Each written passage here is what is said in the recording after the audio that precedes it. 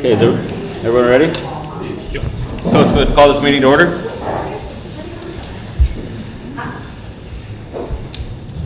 Public hearing. Okay, it'll be a public hearing on proposed voluntary annexation of property in the city of Granger, Dallas County, and Polk County, Iowa, the East Annexation Phase 2.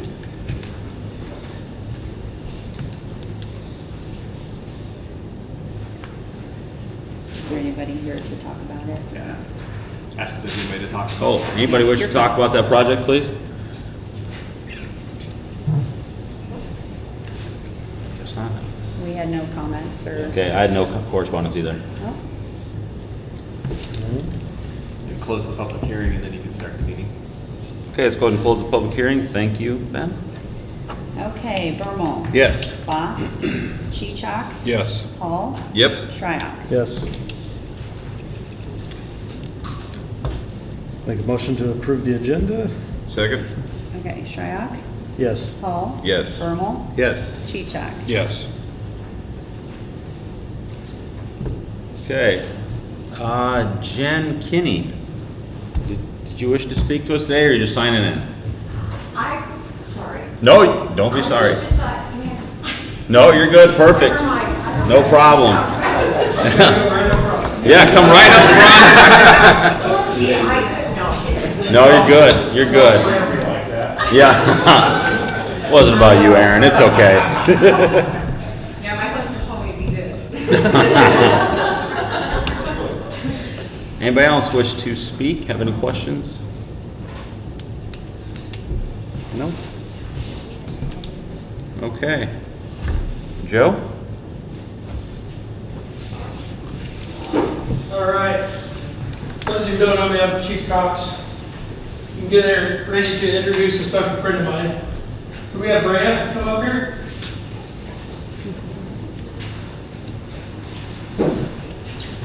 Thank you. Those of you that don't know Brea, she's a community member here in town. She lives up there on Windcrest. She's a special friend of mine. And she's got, what mom? What's going on? So Brea has Alström syndrome. She was born with it. It's a rare genetic disorder. It's taken quite a bit of her vision. It can take her full vision. It can take her hearing. It can affect her organs. She could go into heart failure, organ failure at any given time. So that's what she has.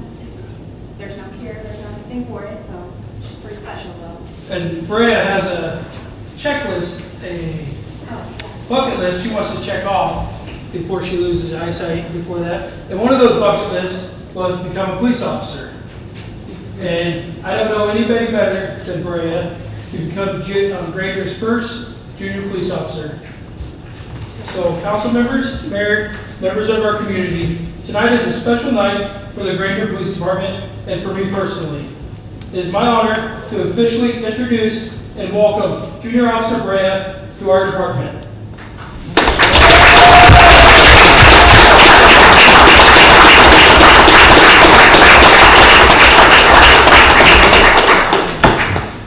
Brea is an incredible kid. She represents everything about our community: kindness, resilience, positivity, and a heart that cares deeply about others. She brings energy into every room she walks into. And she reminds us what service and friendship are really about. In law enforcement, we talk a lot about protecting and serving. But sometimes it's members of our community, especially young people like Brea, who remind us why we do this job in the first place. Brea does exactly that. She is strong, she is thoughtful, she is funny, and she has already made a bigger impact on this community than she probably realizes. On a personal note, Brea isn't just our junior officer. She's one of my best friends. She has a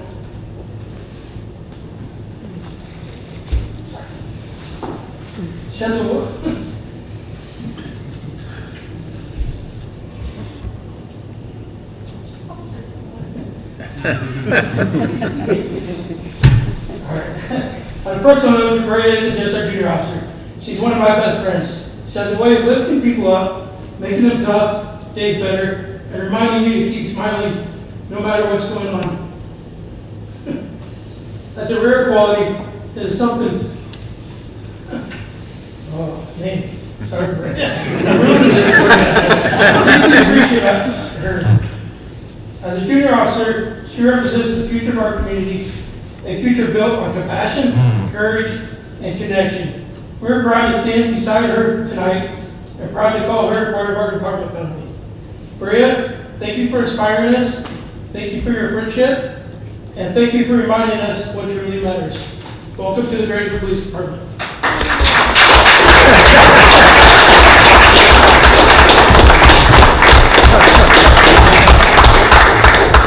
Oh, sorry, Brea.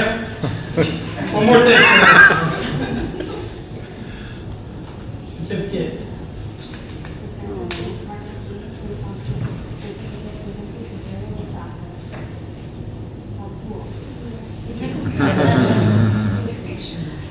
Oh my gosh.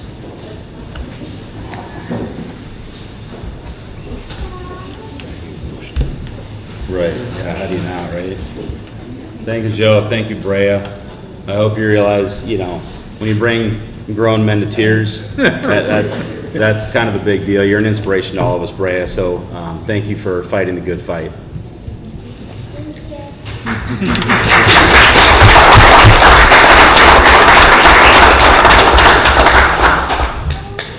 On a much lighter note, you're up, Bob.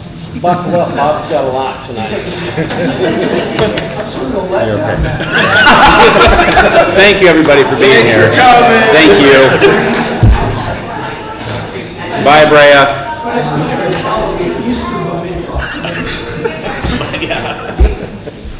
You're clearing the room, Bob.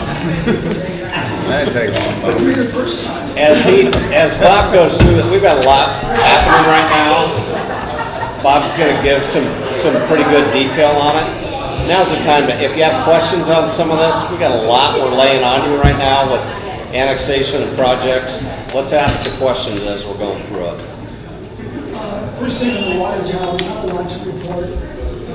We have given notice to McGuire, we have everything done, and the tower is supposed to be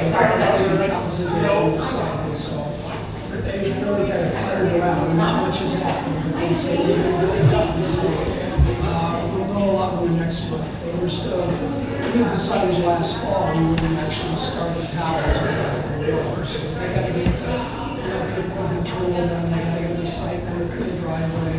I think we're down to site work at this point. Okay. Controls were done in the last week or so. Okay, so Yeah. hopefully the next month we'll get the driveway, get it cleaned up, and we get it ready to put it in service when it gets a little warmer. So, Sycamore Street improvements, we got a couple of items on the agenda. They're sort of more cleaned up from things that were carried over from the fall. If you remember, I said there were kind of outstanding issues. I put on the dais tonight an updated cost summary and where we are. That shows where we were when we originally put the budget together for the project. We were in the $3.6, $3.7 million range. After the bids came in favorably, we were in the $2.7 million with our 5% construction contingency. Right now, with the approval of the change order tonight and everything else, we're about $35,000 under the budget. And I think we're in good shape because all the underground work has been done, all the prep work is done. That includes the retaining wall and everything else. So really all that's left is to pay the north half and the trail. So, you know, will it vary a little bit from that? Yeah, will it go over where we are for the budget number? I don't think so. And if you remember, for those who are on the council and those who aren't, we funded this project using short-term financing rather than long-term debt. So whenever we know what the final number is, that's actually what we'll bond for. So we won't over-bond or under-bond. So that worked out pretty well when we decided to do that. So tonight we have a couple of items. The first is a payment estimate, number 8 for $10,359.66. That includes three different things. One is that we went back and audited the funds, and there was 39 square yard difference between what we previously paid them and what they did last year. The second is there's an erosion control component of it. That's a lump sum item. they had to do some work over the winter, that's included in the contract, they pay for it, but it's not an extra.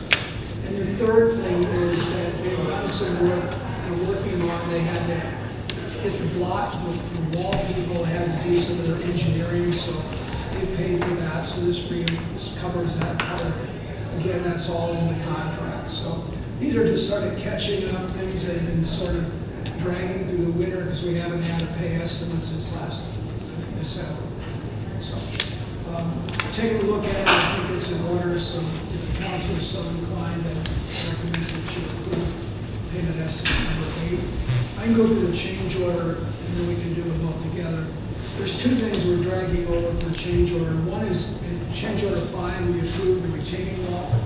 We did not have a design at that point in time, so after the council approved it, Mr. Kim completed the design.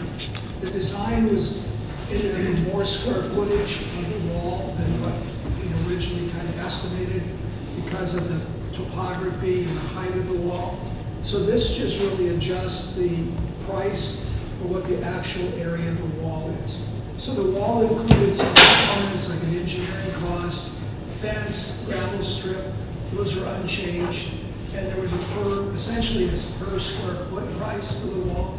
All of this is just adjusting the per square foot wall. So it's just basically saying it was this square footage and now it's this square footage. All the payment provisions are the same.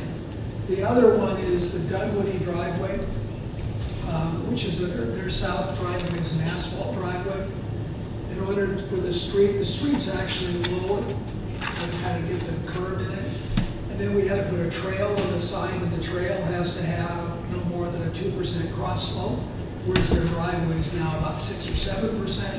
And so we ended up with the driveway on the Dunwoody side of the trail being almost 2 feet lower than what it was previously. So to chase that back, this is basically paying and chase it back. Now, V&K did not include the driveway replacement. Had they put it in, we would have paid for it. So at this point, and Dunwoody has insisted on asphalt, which is more costly than if we did concrete, but he didn't want concrete, asphalt, concrete. And so we compared the cost of doing all concrete or just part of it in asphalt. This is a less costly of the two alternatives. So this is cleaning up the retaining wall and then the Dunwoody driveway. As far as we know, and talking to the contractor, there are no other outstanding issues. So this. Are you familiar with where the retaining wall is? I just want to make sure you understand.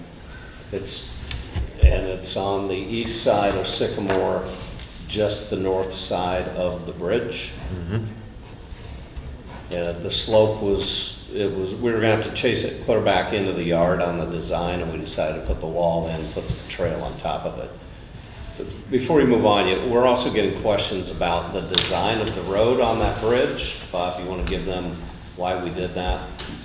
The reason it has a curve in it is when that culvert was originally designed, there was no plans for a trailer sidewalk on the east side. And so in order to get it to fit, the sidewalk on the west side, the road, and the trail on the east side, we either had to slide the road over and skinny everything in on top of that culvert, or we would have had to rebuild and extend that culvert on the east side. So we put the little curve in so we didn't have to redo the culvert. So the reason that's in there is not because we had a drunken paving machine.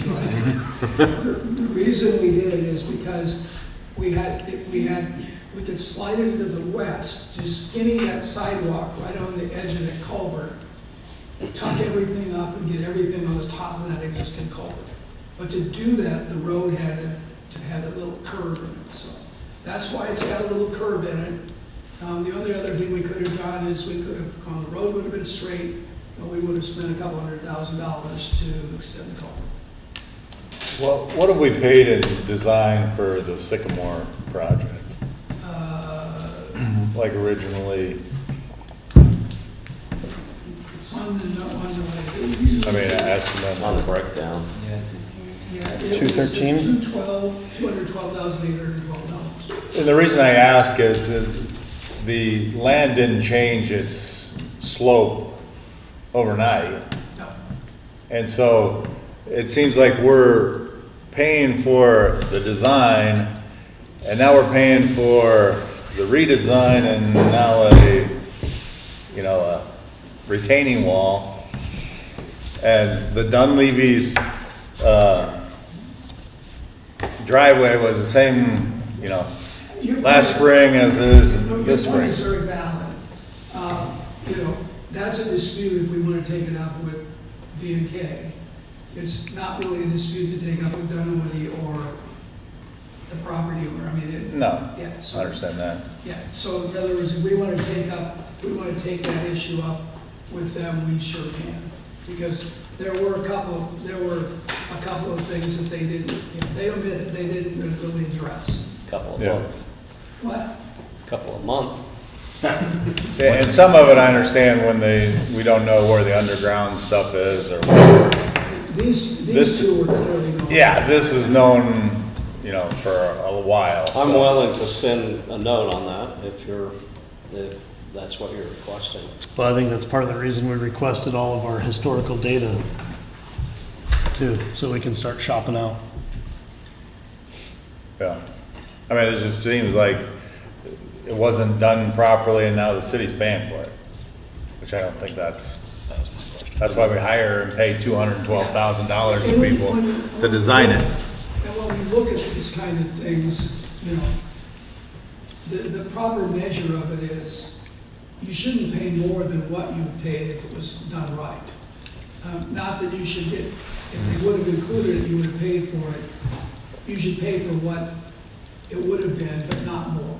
Does that make sense? Yeah. Yeah. So in other words, you shouldn't get a windfall, but you shouldn't get a penalty. Does that make sense? Yeah. That's my problem with change orders in general, is how many times is it nothing that this group had done before or whatever, compared to what you're talking about, Jody? I think of, these two are the ones, some of the underground utilities, Can't help that. can't help that.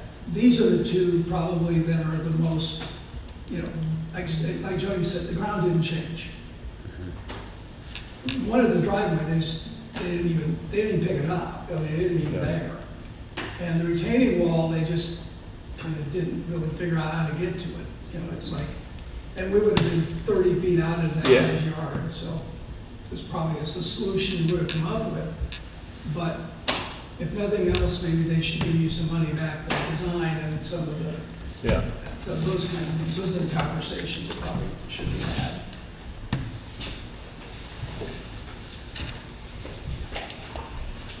So I guess at this point, you guys wish to move forward with the partial payment, and then Kirk, you can reach out. Yeah, the partial payment has nothing to do with Okay. those two issues. The partial payment was scheduled in For work originally. that's This is done. something we were, Yeah. okay, That's all work that's, yep.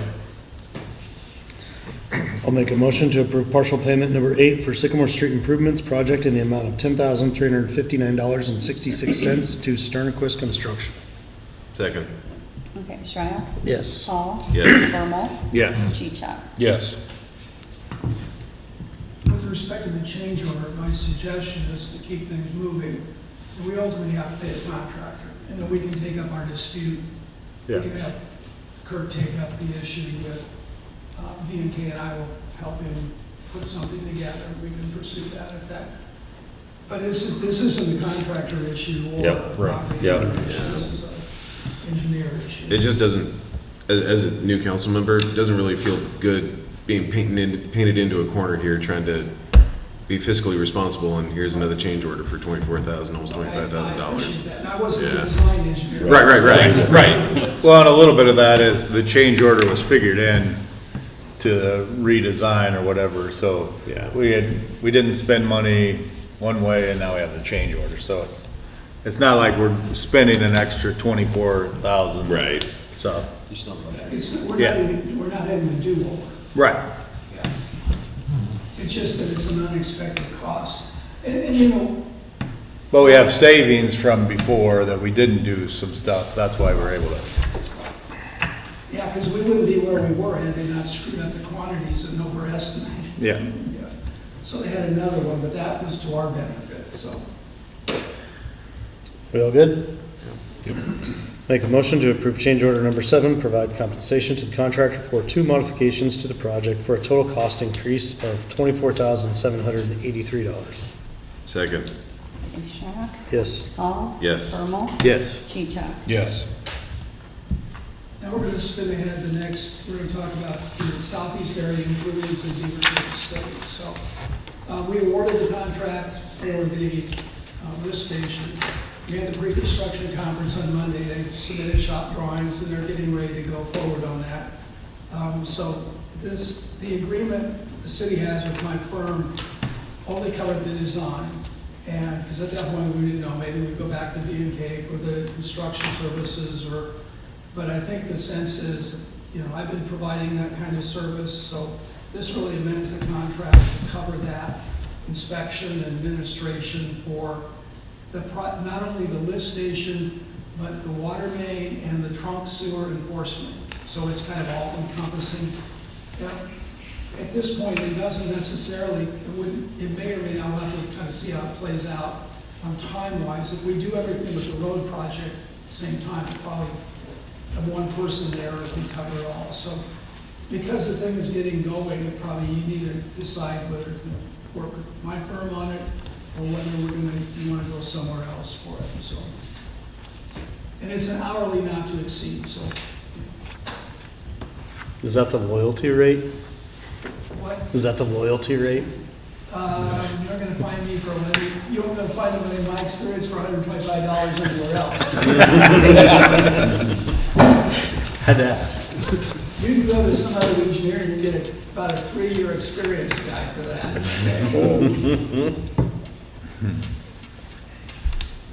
I'm trying to treat you nicely. I know. And then, so, before you act on it, just a little bit, we'll cover a couple of things. We're going to end up with 4 projects. And so, we've already bid the one. The next item on the agenda is to bid the water main project, which comes down along the old railroad right away and crosses over. We need to get that done. They're going to start on the water main and the road project probably in the next 3 months. So our water main won't be there, but we'll get there. I also want to start locking in the price so we know what our overall project budget is.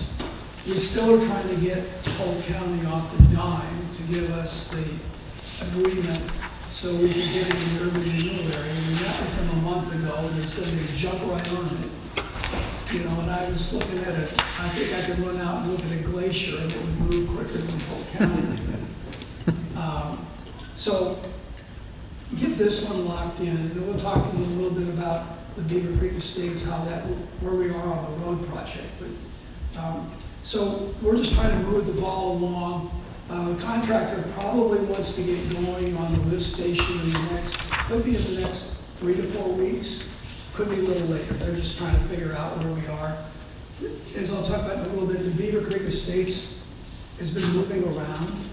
What's going on? I think it's finally landed on something, and it actually works out reasonably well for us. So that's kind of an overview, and I'll talk a little bit more about the specifics when we get to the Beaver Creek Estates project. But that's kind of an overview of what's happening in the southeast part of town. So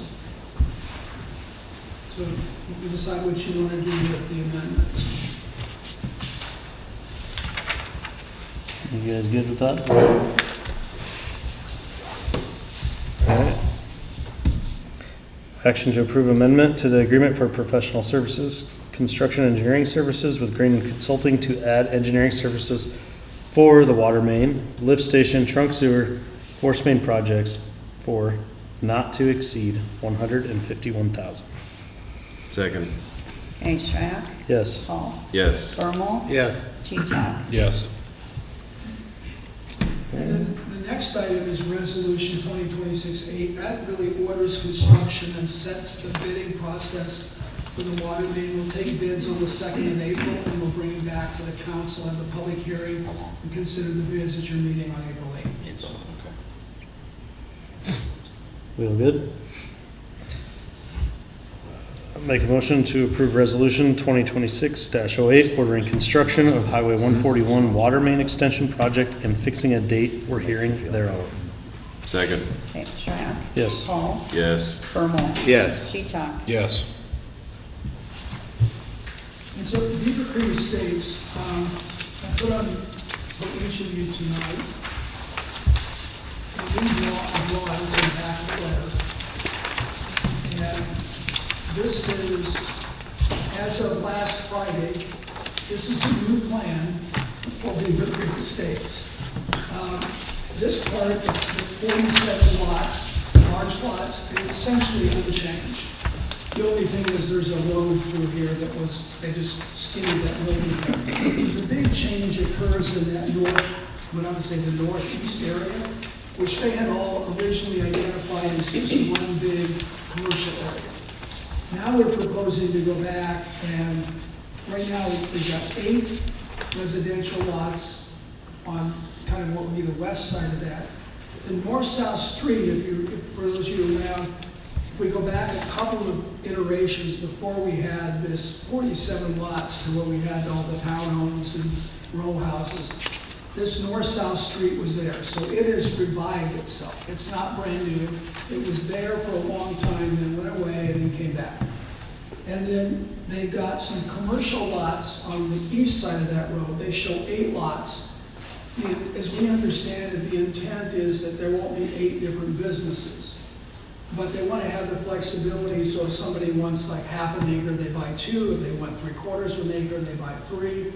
So we anticipate there might be 2 or 3, maybe 4 businesses in those 8 lots. They're just trying to get it so that every time they sell something, it can be a little bit, fits the business and they don't have to come back and replat it.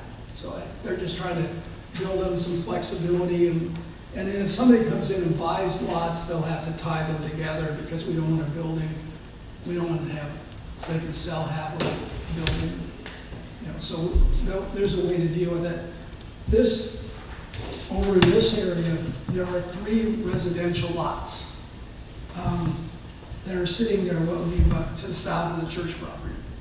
They originally had, if you remember one of the earlier versions, they had a road that kind of curved down and went south of the church property over to the Etchen property. They've done away with that. And now they're just proposing what would be an access drive, like a shared driveway. You can see where the lift station is shown right here on that lot 9. We're going to slide that over and that lift station is going to be actually over next to the road. So it's going to move to the west. So the access to the lift station will be off of the road, not off the driveway, although we may have a secondary access. So those 3 lots will all basically come off that common driveway. And so we have to do something with this PUD because the PUD calls for this to be commercial. And so what we're proposing to do is we're going to set a hearing for the planning and zoning, an amendment to that PUD. And that PUD then creates, well, instead of now all parcel 3, would be parcel 3, parcel 4, and parcel 5. Parcel 3, the 8 lots over here, they would essentially be the same regulations as these 1 acre plus lots.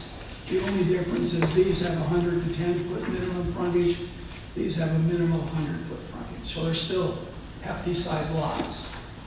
These, in this area, which is these 3 oddball lots down here, we have the same 1 acre requirement. The only difference is we're saying they can either be on a public street or an approved shared access, because 2 of these don't have access to the public street. So we're sort of letting them say they can have this approved driveway, and the driveway has to be approved by the city, and it has to have some entity or person or property owner responsible for it. So we don't want to get into a contest where it's like, this guy says, well, I'm not responsible for it, you are. And so we're trying to avoid the finger pointing contest. And so there's a couple of them here. We may have to do a little bit of, we'll have to look at a couple of these lots. They've raised a little bit of a concern. about some of the rear yard setback, not the front yard or side yard. They're just asking in some of these lots that are adjoining the outlot against the floodplain, whether we would give them, clarify whether that backyard setback is against the lot line or the outlot line. It's all 1 yard, so, I mean, it's essentially they're gonna have 100+ feet of backyard. The question really is, does it have to be 30 feet from that formal lot line, or can it just be 30 feet from the back line? They can't build in the outlot, so they can't get any farther south than that. So I think that's a reasonable request, given the size of those lots, and so we'll probably tweak that in to the PUD language. So what you're doing formally tonight is you're starting the process of amending that Beaver Creek Estates PUD to change parcel 3 to parcel 3, 4, and 5. They'd like to move along, so we go to P&Z between now and the next month's meeting. You'd have a public hearing at your April 8th meeting, and then you can start the process of amending the PUD.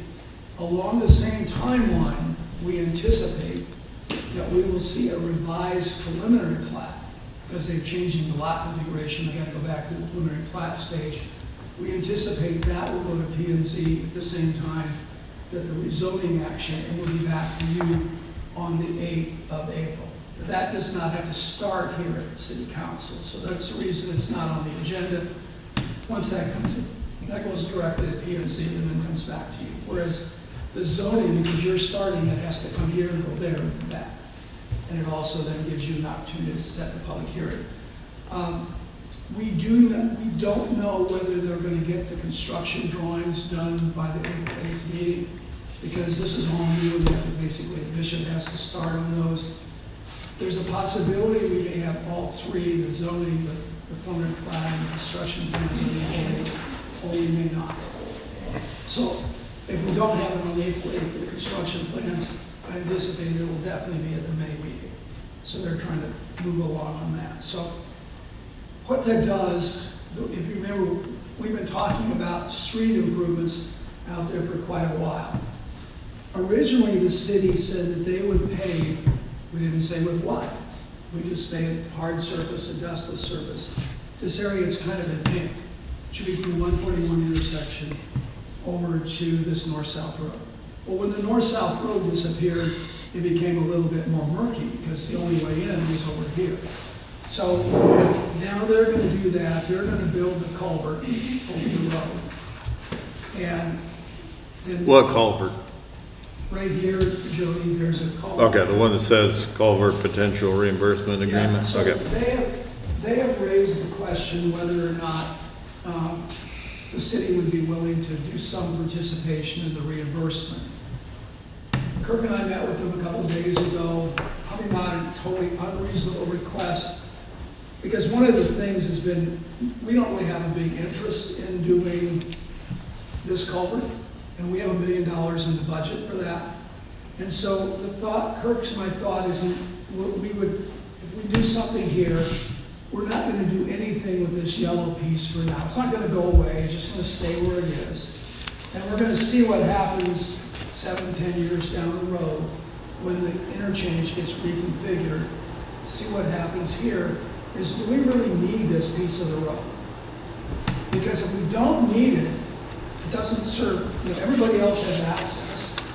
Myers and Brook have access on the west side of the culvert. Compared to the east, we can get access from back on this side. Whether it makes sense to actually have to rebuild all that, spend that money, or just for the church property and the neighborhood and the Etchen property, maybe they just take the long way around and we save $1.5 million. Just depends what happens in 7 to 10 years.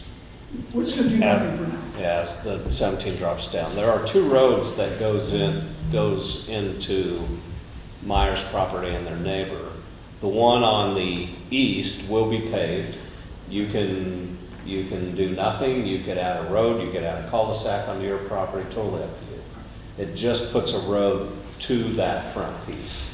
On the west side, you'll see there's a line drawn for a road.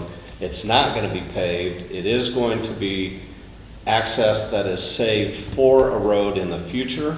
We're not going to own it, nor are we going to mow it. The adjoining property owners are, but the road is dedicated there. So if at some point in the future, someone needs access to your property from the west, that's already designed and in there.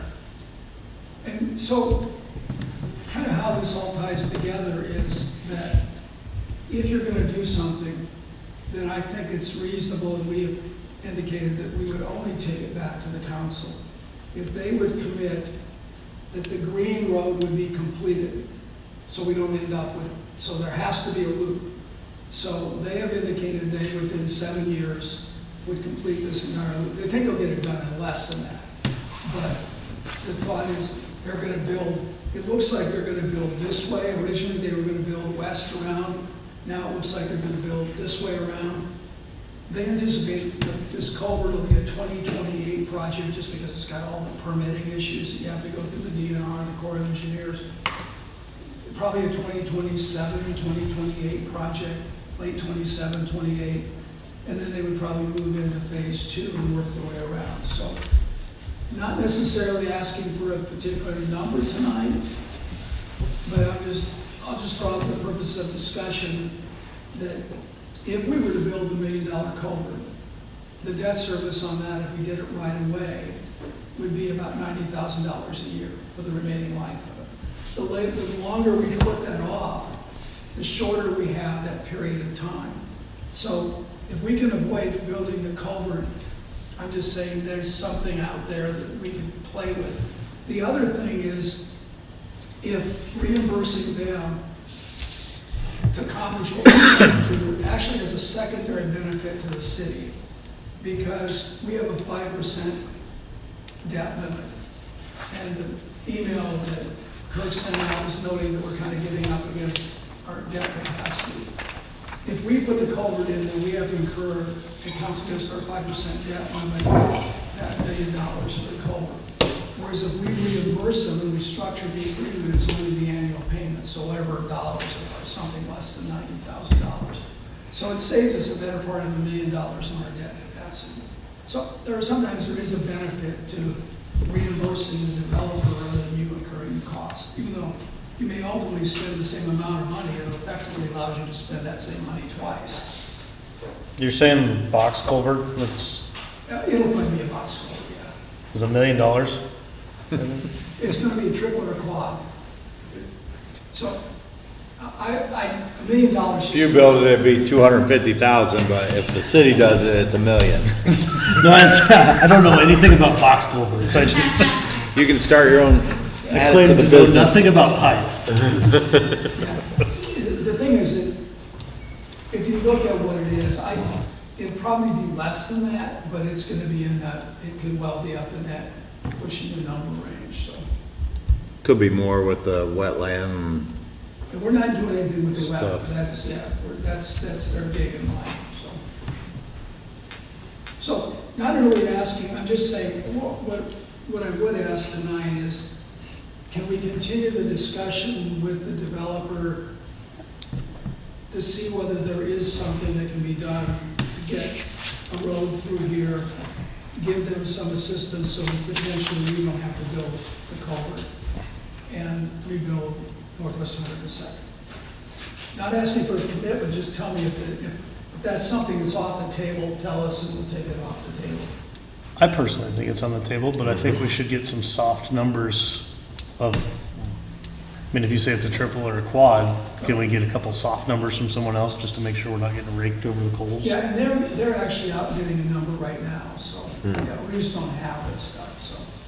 So we'll get some numbers. We're not prepared to really deal with this. This came up last Friday.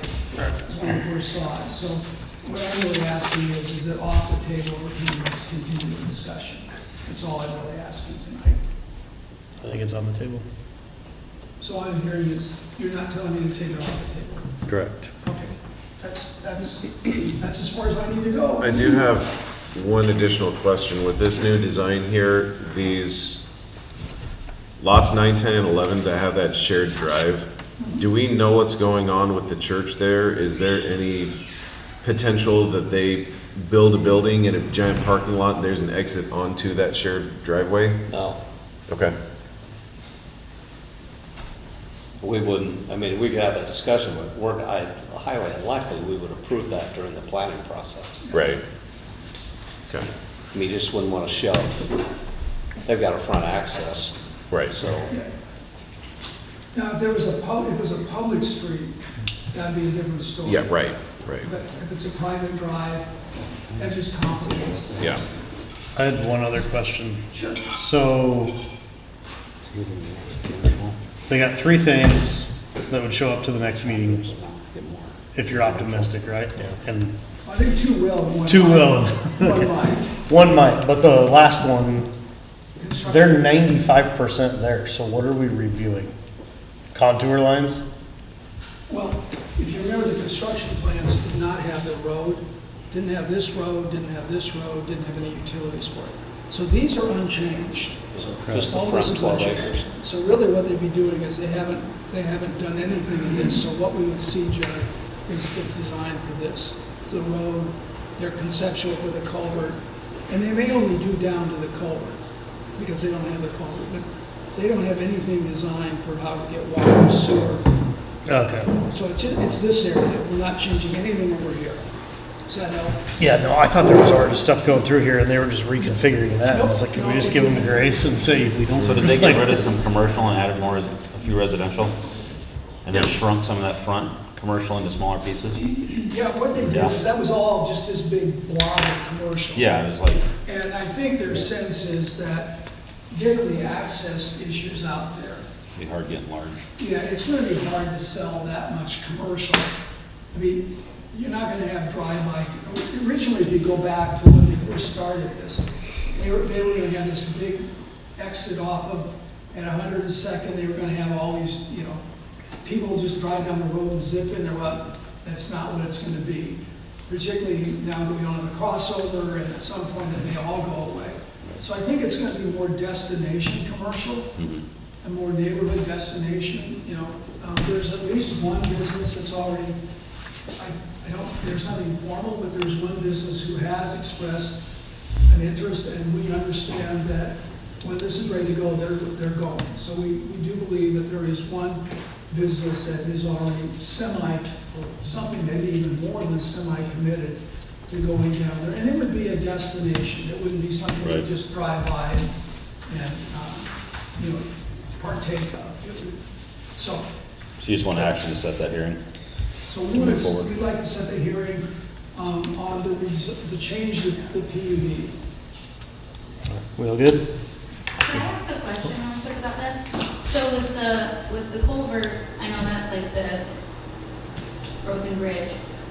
If this stuff if that bridge were to break before they do all of this Highway 17 interchange stuff, like in 10 years, would the city then replace that? Because like when I'm looking at this map, like our livestock are in our front field, and the only way that we have access to them is by going down our driveway and using that yellow road. So otherwise, I would have to come out the west side of my driveway and drive through an entire neighborhood so that I could access my front field to milk my cows. We'll deal with that. All we can say is what. Okay, well, my question was, if the bridge breaks then before the interchange is done, then it would just kind of, the city What would we're just trying to do is fix kick the that can one? down the road so we don't go pave all the way from the 102nd intersection, all the way past your house to the next driveway.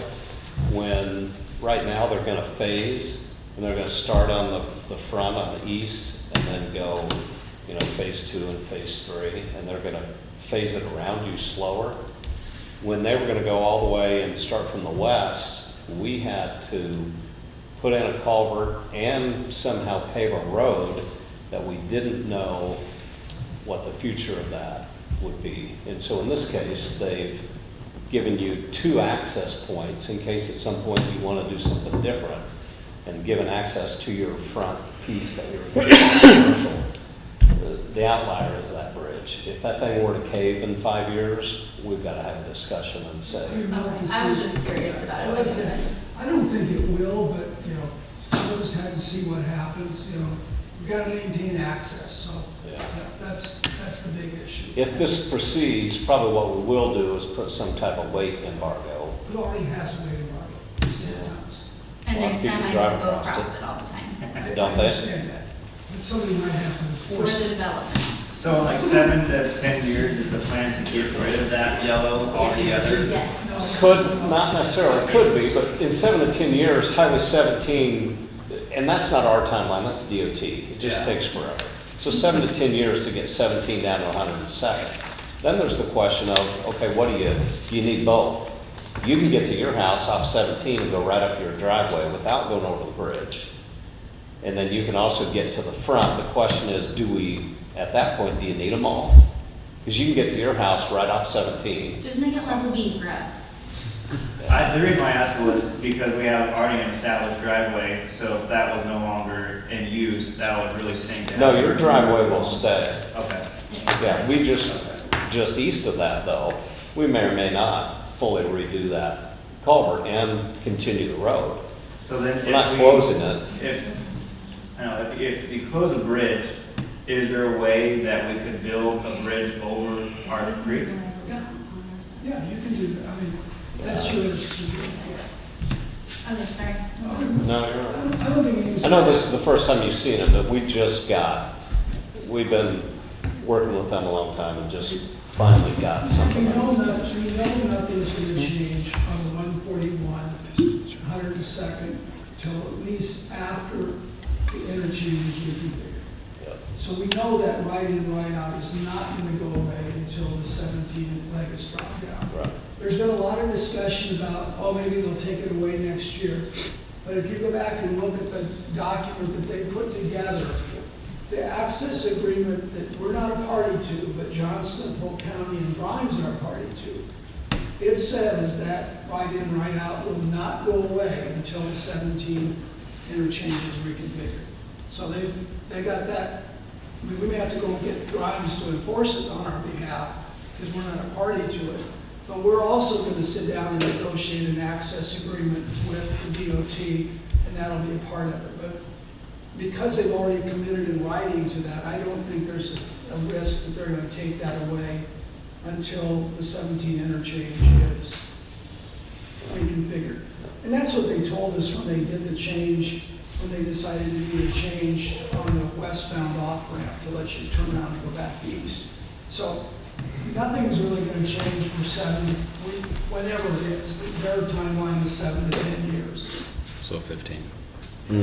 That's the speedy path. I don't know.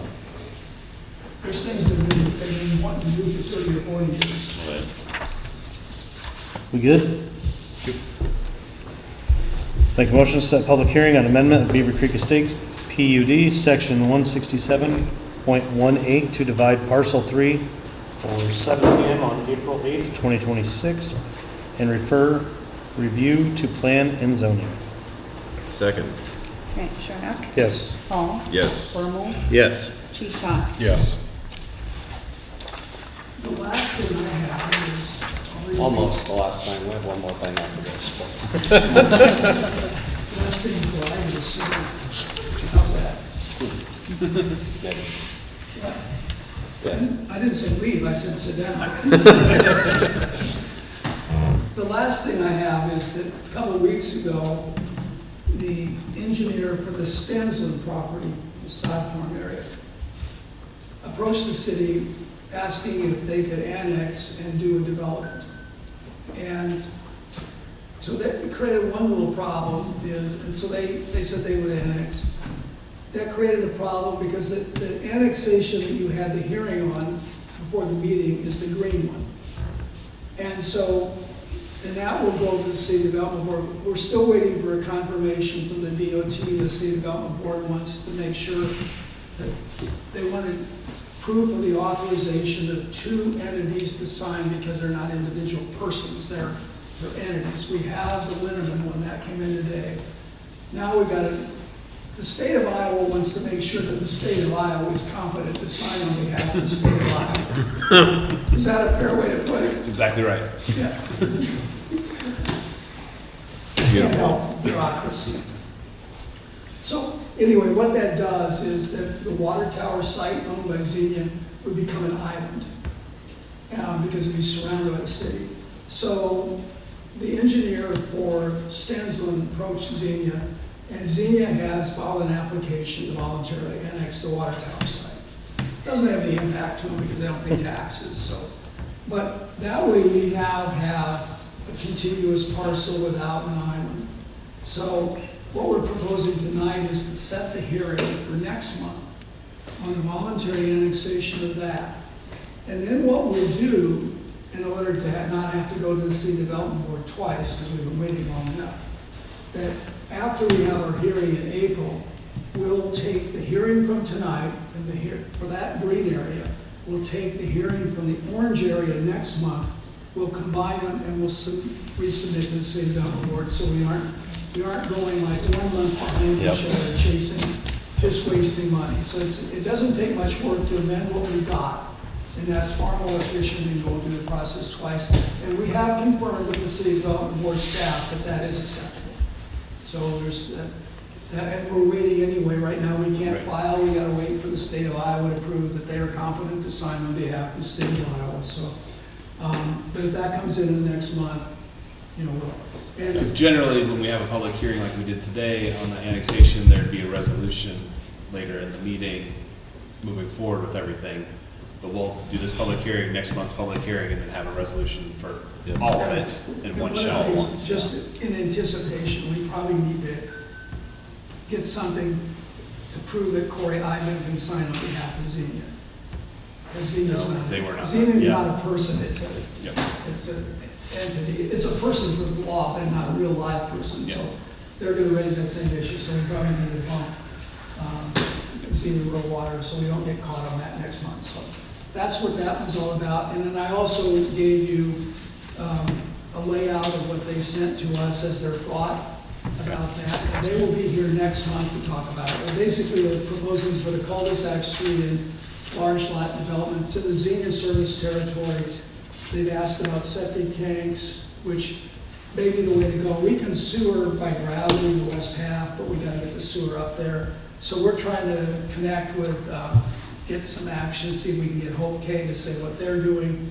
Because if Hope K does something, maybe we get sewer pretty close to it. Also, Hope K has talked about, when we met with them a few months ago, they understood that Northwest 106 was going to be a main way into their property, and 160 is a lot of work.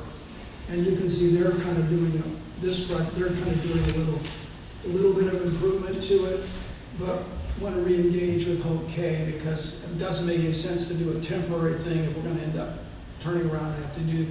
Hope K is willing to do something and get reimbursed, a year later. So we're trying to meet next month, see if we can figure out where Hope K is and how that affects sewer and improvements to 106. Can somebody with better eyes tell me how wide's that easement going back to section 8? Is it 40? Down at the bottom of the cul-de-sac in between those two properties, 40 foot? Yeah. Yep. Okay. Yeah, and that lot? What? Yeah, and that lot? No, that's not the one at the pond. But my question with that would be, those people, if someone buys 7 and 9, and they maintain that as if it's their own, and then somebody just comes through and wants to build on 8, is that just Well, the access would actually be, the way they show it, it'd actually be owned by 8. And it's not an easement, it's a. Okay, it's part so of be the- owned part of by the 8, lot. okay. Actually, title. Part of the lot. So if somebody Okay. owns 7 and 9, they'd have 2 separate lots separated by they couldn't build something across it. Okay, perfect. Yeah, any questions with it? And I want to ask that because we slam dunked this in about a week. It came to us because of the promptness of the council and the promptness and professionalism of the city staff. They knew that they could come to us and develop it as they wanted versus being in the county. So they voluntarily, the engineer has worked with us extensively in the past, knew that we would be proactive and inviting. And so they're voluntarily annexing plus the homestead that's currently there. So it's Which is lot 14. Yeah. Yeah, I think it's a good testament to you know, to the council and the group of how. Are they proposing dry sanitary? What? Are they proposing dry sanitary? We haven't got that far yet. Okay. Yeah, I think all that's worth discussing. It is worth noting, though, that you can do that on the west, but not very easy on the east because it's so deep. If we do have gravity sanitary sewer, it would probably be the lots on the west because it all slopes off to the east. This would probably be low pressure directly back to the sewer. So, but It's those pretty would be deep. privately owned and go back to the public sewer. So we haven't got that far yet. It's going to part depend on what we find out with Hope K. Everyone I good? don't know that the city's prepared at this point. We'll just have to see what plays out. Okay. We'll make a motion to set public hearing for additional Stensland annexation on April 8th, 2026 at 7 PM. Second. Okay, Shredder. Yes. Paul. Yes. Bermal. Yes. Peachum. Yes. Anything else from you boys? Yes, let's give them an update on Reader, on our conversation today and what we're going to try to The Reader property, the 40 across the way, it appears the apartment complex that he got state credit funding for may be alive. He wants some help with the road. And the conversation has been, we're not going to build the road, but we might be willing to look at rebating back the taxes that his project would generate to offset the cost of the road. to get it connected to Crabapple and get two ways out of Twin Hills versus just the So one. it wouldn't cost us anything other than the taxes on that property, but it would give us the second way out of Twin Hills. And we talked about that earlier in that a few months ago, and the council at that time thought that that was something that was, you know, there's a benefit to get another way out of Twin Eagles. Sure. And if we can find a way to get out of Twin Eagles, and if we don't have to build it, and we can get it built in a reasonable period of time, that was something that we, you know, that's come up this week, so if the council is okay with that, we'll explore that. We've asked him to provide some valuations and things that we would need in order to run the numbers. Because he can tell us how much he thinks it's gonna cost, but we need to know what's it gonna get assessed for? What is a similar building somewhere, like in Grimes, what are they assessing for? That'll give us the ability to run the numbers and say, what does it look like? What would a reimbursement look like? And it may not be all of the taxes, it may be we structure something where, and maybe it's for a good part of it for a few years and then tails off. We'll just have to wait and see what the numbers look like. He hasn't given us the numbers yet, so we're still at kind of a theory level. So we just pull, in theory, he builds it, we volunteer that we would pay him back for building it, but we don't pay him back unless he builds and generates taxes to make the payment. And we would never pay him more than the taxes. We would never pay more than what the money is generated by that development. Yeah. So we're not creating a bunch of debt, we're not on the hook for something that doesn't get developed. So it's dropping down. If I remember right, that To the road's current like road? 400 some feet long, isn't it? Because all it is a connector. Yeah, you got that, but you Corner, got right? sewer and water to go in there too. It's easy. He's got to run the sewer and water anyway to get to his thing, right? And the We've not had any discussion about numbers. He just asked whether or Yeah. not we would enter into something. apartment complex would then be on the east side of the lot, on the north side of this road then, right? It goes right in my backyard. Looking in Jared's backyard. It'd be south, it'd be. So if I'm positive about this, you damn well better be positive.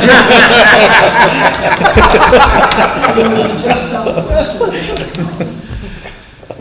the apartment building is southwest of the water tower. Yeah, okay. And how big is it? It's a 24-plex. Oh, I thought we were talking 48. 40.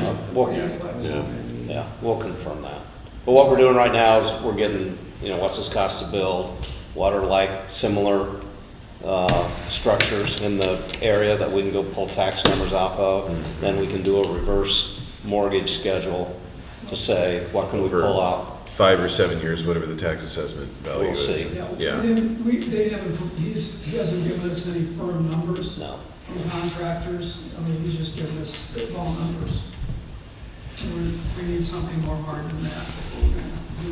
But the thought is it gets the road in, it generates activity, it gets a structure up, and it hopefully spurs the next. Is he having any traction on that? We're getting calls, but we're competing with the Metro. I mean, the same people I'm talking to and he's talking to are looking at Grand Prairie Parkway. Yeah. And you say, okay, I pay X there, I pay X here, I've got known traffic, I've got soon-to-be traffic. But I'm meeting with the herds and, I mean, we're at the table with the Metro developers and they're looking, so. We got a few that don't want to pay. I'm not going to mention names, but they're entities that are looking for a bargain, and they're major corporations, but you got to pay the lot fee. I think I do want you to know, I'm taking meetings weekly, and I'm saying bring a name brand, and we'll be aggressive with you. And we're not defining what that means, but if another anchor were to come, maybe a C-store or something, I think that's worth us investing in, and we'll see. So anything, but right now, contrary to what Facebook might say, we did not have Quick Start. I was gonna put my obligatory plug in, but okay, just steal my thunder. We're trying. So we have interest, but no commitments right now, other than Todd has figured out a way to do the apartments. And I will tell you, across the Metro, they're tough to do right now, but he's committed to try to make it work. So can we continue that discussion? Obviously, we have to bring anything back that has substance to it. Now do we get to sit down?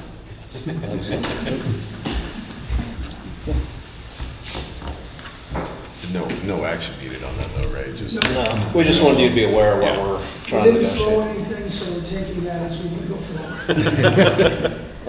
I'll give some updates real quick on my report. We may start out, so we've been discussing and doing the asset piece. Along with that, we're looking at, and maybe tonight, we should set a time to have a capital improvement meeting. We want department heads to put their capital improvement needs together, and then the council to see those. Bob and I will then work together with Christie and the team to say, what's this capital improvement look like, so that we know what are all the asset needs, whether that's vehicles that aren't pulled out of the general fund, that are debt service from fire trucks. So we want to know, what are those? How do we fit those into that debt schedule? And so we should set, we keep talking about that, and I think if you're comfortable, we should set a time. And I think it probably should just be a capital improvement night and not a full agenda that you're anxious to get out of here. I think the departments deserve, to bring that information. I would ask the departments, if you have an asset that you're turning over, I'd like for you to define, is that being turned over because you would like to, because that's an industry standard, or because it's no longer certified? And I'm kind of mainly talking about huge ticket items. So for Aaron, it would be dump trucks, plow trucks with the sanders and the belly plows. It'd be an ambulance, and it'd be fire trucks. So we need to know, when would you like to turn it over? Is that an industry standard, or is it out of certification? I think the council's asked, is it a nice to have or we have to have? And then we can plug those in. And then with that, Bob and I will put together, what's our further infrastructure? Are we heading east, are we heading west, are we heading south? We can kind of get those what ifs together. Is there a time that works to set a meeting? how soon do you want it? We've got to give the department heads a little bit of time to put their, at least a couple weeks away. Can we separate them all so everybody's not sitting here? All night? Yeah, well, not Yeah. everybody sitting here all night, but I've got a lot to talk about. Well, I think we'd like that, Aaron. These guys don't want to sit here for 2 hours and listen to me talk about public works. Yeah. And I don't want to sit and listen. Yeah. We'd like Aaron to go first because we have sewer, water, infrastructure, trucks, buildings. And then we'll schedule the others we can double up on. What do you, 2 weeks, 3 weeks? What do you need? 2 weeks away? Yeah, last week of March or something. I'm open, just let me know. Yeah. Sounds good to Pick a me. date. I won't be available the 25th, that's that Wednesday, but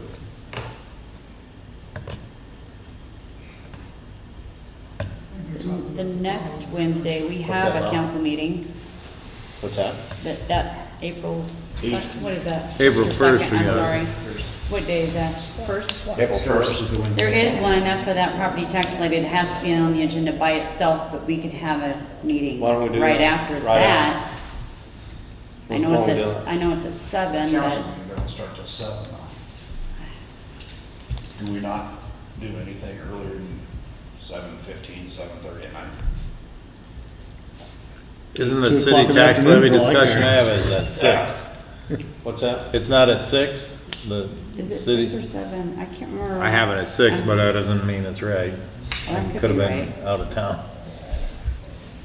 I don't have it in front of me, so I don't know. But I mean, you could have your capital improvement workshop, adjourn it at 6 or 7, whatever time you're scheduled for. Have that agenda. Why don't we confirm when that meeting is? We'll send an email out tomorrow, and we will do it on that day. We just got to pick, are we going to start at 6? Because that's when the actual meeting is already set, or is there one at 7 and we maybe start, if we don't get finished, we do the budget one and then reconvene again and finish up. Does that work? Yeah, sounds good. Other items, census. So Aaron and Christie met, talked about, filled out the application information. We got the estimate back, a full special census. And get my progressive glasses to read that big number, $348,000 and $348,079. $348,000. Yeah, it's pretty hard. That changes things. Pretty hard to justify. If we're gonna do it, we should have done it a long time ago. That's a lot of money. We were talking about what, Like 50 grand. Yeah. you didn't know. Yeah, we didn't know. Okay. Costs $350,000 to come around Granger for a week and count heads. Yeah. It wouldn't be a week. It's a process. But Mm-hmm. You gotta give like, You're making it more difficult than it needs to be. Yeah. Right. I still, they can, but I don't understand why we can't give them the 90-some building permits we've had in the last 5 years and say, here, go count these. You know, Yeah. Yeah. Not recount everything, but not. Aaron, Christie, you want to give a quick update on time system, work order system that you guys are investigating? Thoughts? We got one down, 1 or 2 more to go. Yeah, we met with a system through G-Works that we currently use. But I think Aaron wants to just look at other options, obviously, so. At least we're in the process of looking, so. Yeah, so it's time system and work order system. There's discussion on that work order system. Could it be something that is forward facing to the public? That the public could also tag and, hey, there's a pothole at this street, or there's a tree across the road here. That's being discussed.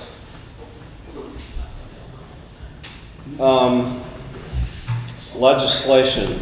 So I haven't seen anything that anything's been brought to the floor, but I know that there is discussion within committees. There was a bill presented by the governor, a bill presented by the Senate, a bill presented by the House. All of them are looking at capping our growth at 2%. Some of them are more harsh than others. 2 of those go after TIF. And so the way that we function with TIF right now could be at jeopardy, and it's not because of us, but it's some larger cities have a war chest and they're spending that TIF on things other than infrastructure. So 2 things can come out of this. We're probably looking at going from 3% growth to 2% growth, and there could be a chance that TIF could be impacted. So we'll know soon. I do think because of the Governor Reynolds coming out of office and there being a a good chance that there could be a turnover, there will be legislation passed because they ran on it, they've campaigned on it, they've talked about it 2 or 3 sessions, they're gonna pass something. And so we're nervous what we might get, but it's probably gonna be at least 2%. And we hope it doesn't go any deeper. So what that means for us is on the general fund and on our tax levy, we can't grow in value more than 2 or 3%. Now we can capture the growth. So if you want to know why I'm spending all my time chasing deals, that's our growth. And so when our citizens are calling for more services, the only way to get more revenue that is substantial is through that commercial and expansion. With that, then I sent you out information. I've had a couple questions on why, and I'm not going to go into a lot of detail on the email that I sent, but in theory, if why am I dragging my feet on public safety? Well, I'm not dragging my feet on public safety. The past council, I am dragging my feet, but there's a reason. We had to devote $3 million to get Sycamore done to get to the school. We then had some commercial projects coming forward and this housing project and getting infrastructure across 141 that we chose to do because we could get a return on our investment. If you look at our debt capacity, we have, at the time, the information I sent out you, we had about a $12.5 million cap that we could go up to. Early on, we were in the 2 million, and then we did Sycamore and added 3 million, and then we're like 4.4 down at the Southeast Lift Station. We're okay there as we're paying, and if you look at the schedule, we're building value, we're paying down, it's opening up room and there's comfort.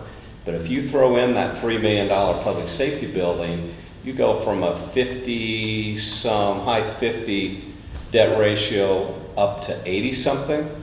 And now if something comes or we have an emergency and you throw in that public safety building before we pay it down a little bit more, we're leveraged hard. And I don't know if I need to apologize, but I'm born and bred in financial industry. We can. Can we in 2 years? We can. So we can design it now, get started. If we can get that into $1.52 million, I think we can come to you with a plan and do it. But Travis, back in October, said we have a window within about 24 months. So we just got to be patient. Let's get it designed. I, as much as anybody, want to be somewhere else. But we can't run out tomorrow and leverage another $3 million in debt and take that debt up to a high 70s, 80s% debt ratio. And that's in that chart. Now that we have a new mayor and 3 new council members, we need to bring Travis back so he can run through that slide deck. We are seeing some progress, and as we see valuations go up, we may see some relief in that, and we may move things a little quicker. But conservatively, we have about a 2-year window that started about 4 months ago, that we have where some of that debt is relieved through payoff and valuation increases. Code enforcement. Ben, we probably ought to get a feel from the council what we want to do with that building on Broadway.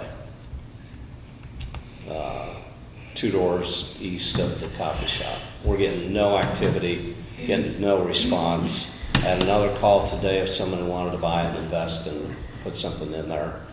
Don't want to pick on anybody, but it's not meeting the use code. It's used for storage. We're trying to revitalize the downtown, so we probably ought to refer this property to legal.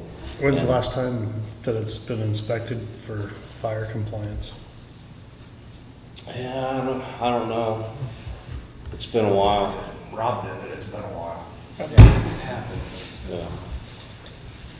So if council's okay that we'd like to refer this to Ben or the legal and say how do we, what are the steps we're going to take, and let's go.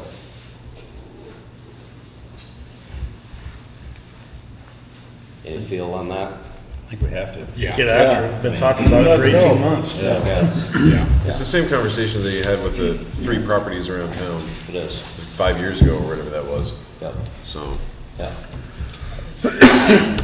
One of the last items is been meeting with Polk County Conservation. Polk County Conservation is wanting to partner with us, Grimes and Johnston, to include us into the Metro Trail system. It's a long play. It could be 10, 15, 20-year play, but there's a push to want to put a trailhead here. And how do you function between the Brenton Slough, Jester Park, over somehow to Beaver, in Johnston, back to Xavier, to get to Grimes. Grimes, I think there was just some media coverage that they're looking to connect to the Metro. So we're not talking a 2, 3, or 4 year plan. We're probably talking about a 20-year plan, but we want to start designing that now. And Polk County Conservation is wanting to partner with us on that. So there's a study being done. It's being managed by the MPO. We've all been meeting, and we thought the MPO in downtown was the organization to head this up as a neutral party, and so there's going to be a study done to determine, what that might look like for all of us. Other than that, any questions for me? I've got a quick question on going back to the building on Broadway. Yep. So obviously, we want to move ahead with a legal, whatever we're able to do.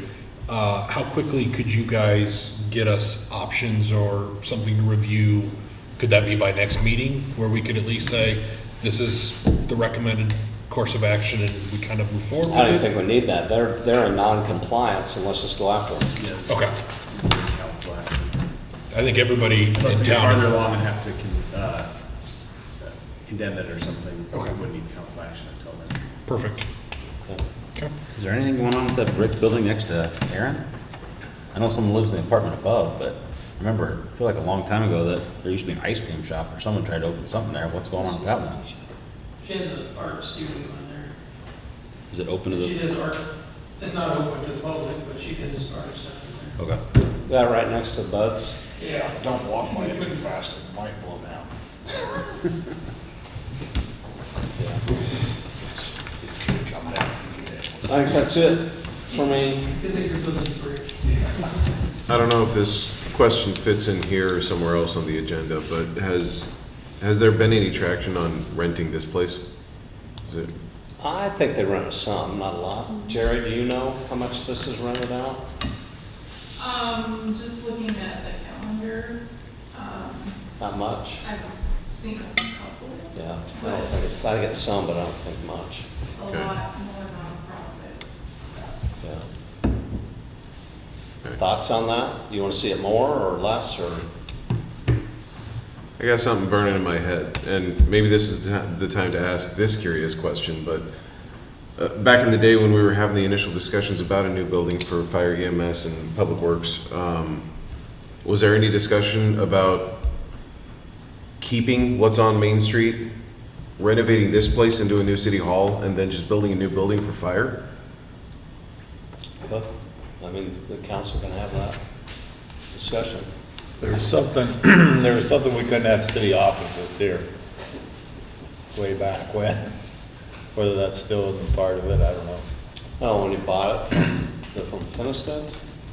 I think that time's expired. It has, I yeah. knew that Pretty was. sure, but you're right, there was something in a restriction in the deed or the agreement, but.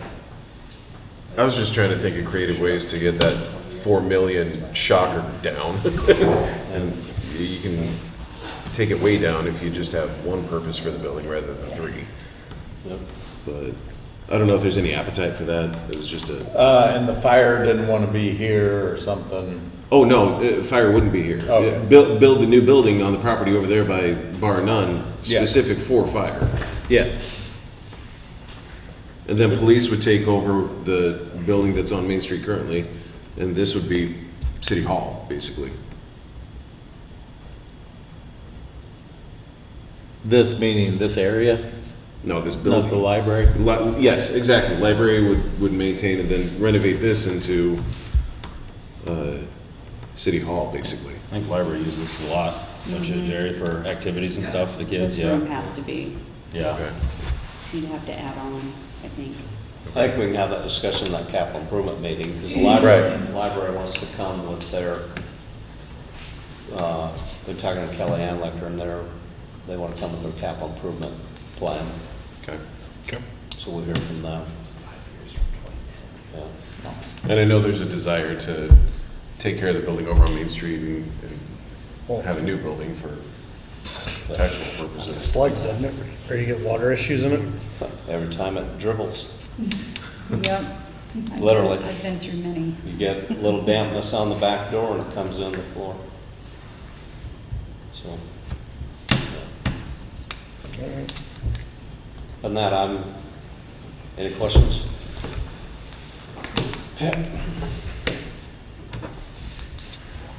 Okay, Joe?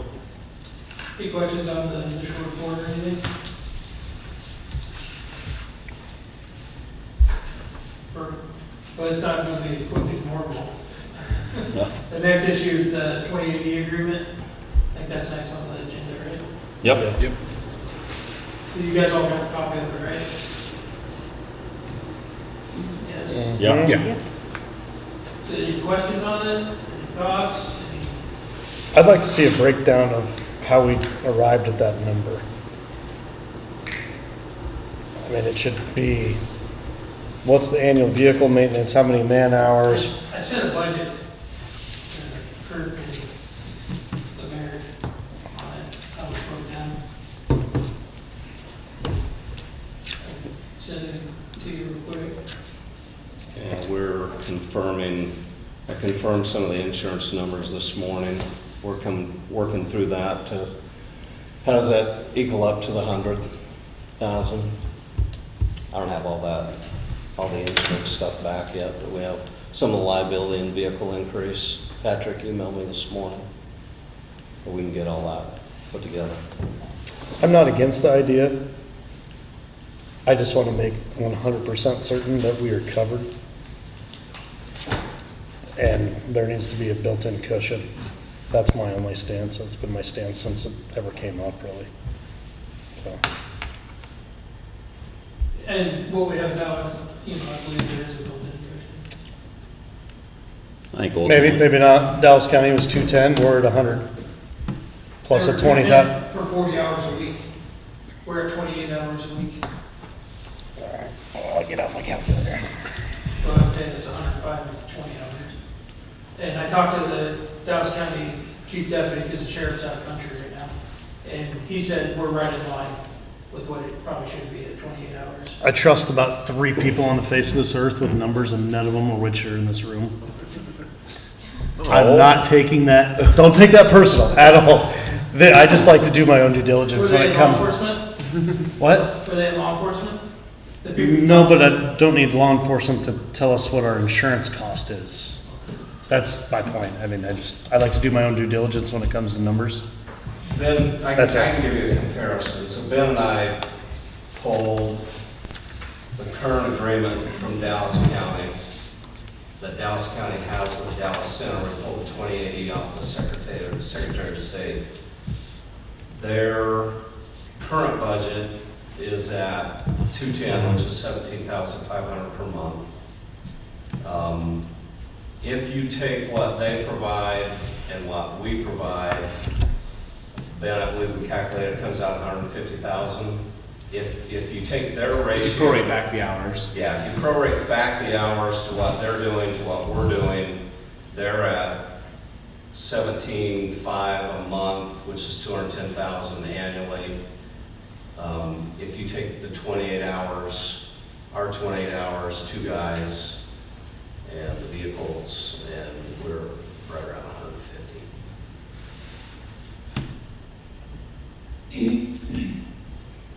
So I think what I would like to see is if, So they're $100 a man hour.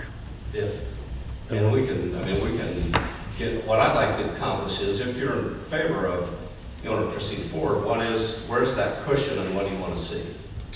Because then we can build in around that. And then if you have other questions of how are things covered, how are off hours covered, send those, let us answer those questions and get the information for you. And if there's a spread you want to see, so much past a certain cost, let us know what that spread is. The governor's pushing this to happen.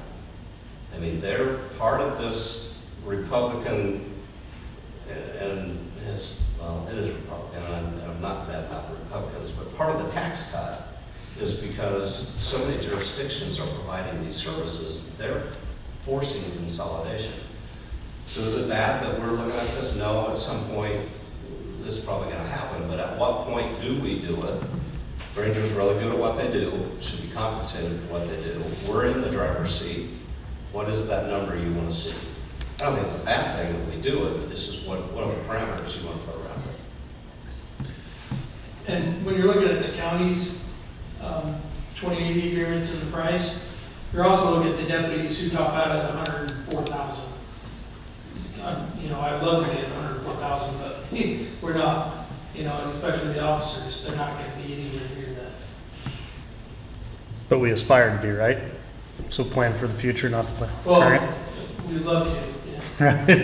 That's what I'm getting. And that's, So I think like, like plan for the future. And I think this 2080 agreement helps us with the future.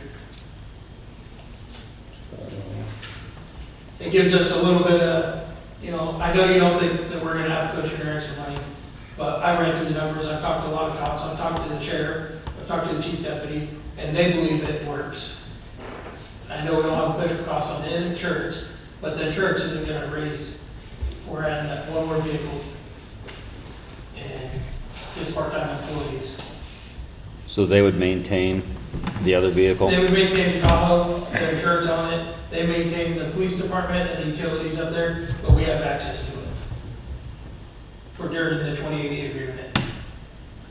Okay, so questions we have, send to, Just make sure we have this so we can get back to the council with the information. okay.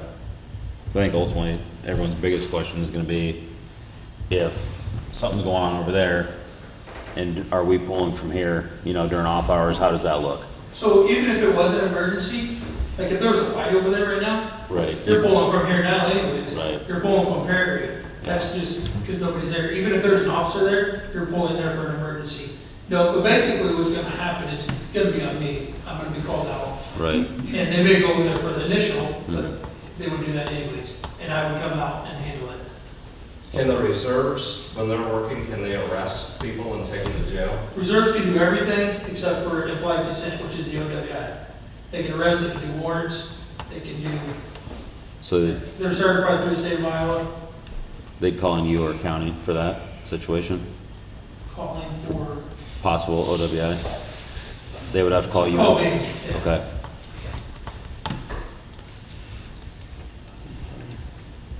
I think that 28 hours is what, about 17% of the week, I believe? If I do some rough numbers in my head. Granger's getting what they're paying us, their hours. They're paying us weekly, we got 3 guys, so we're getting, what, 120 hours. Granger's covered throughout the week, 40 hours each officer. So they're getting 120 hours still. My intention is, Chris and Brett, not gonna touch Woodward often. Okay. It's gonna be ran by part-timers who are $30 an hour, and then reserves, sometimes, who are $20 an hour, and the reserves can only be out if there's a certified guy. There's no going out by themselves. So, and the hours when the reserves are working, at $20 an hour, counts towards that 30, or that 28 hours. Right. I think ultimately for me, I mean, I don't really have a vote in it, but for me, it would be making sure that everyone here is covered. Because I think even though you say, you know, we do go cover stuff now, I don't want public perception to be like, well, they're too busy covering Woodward to cover stuff here. Yeah.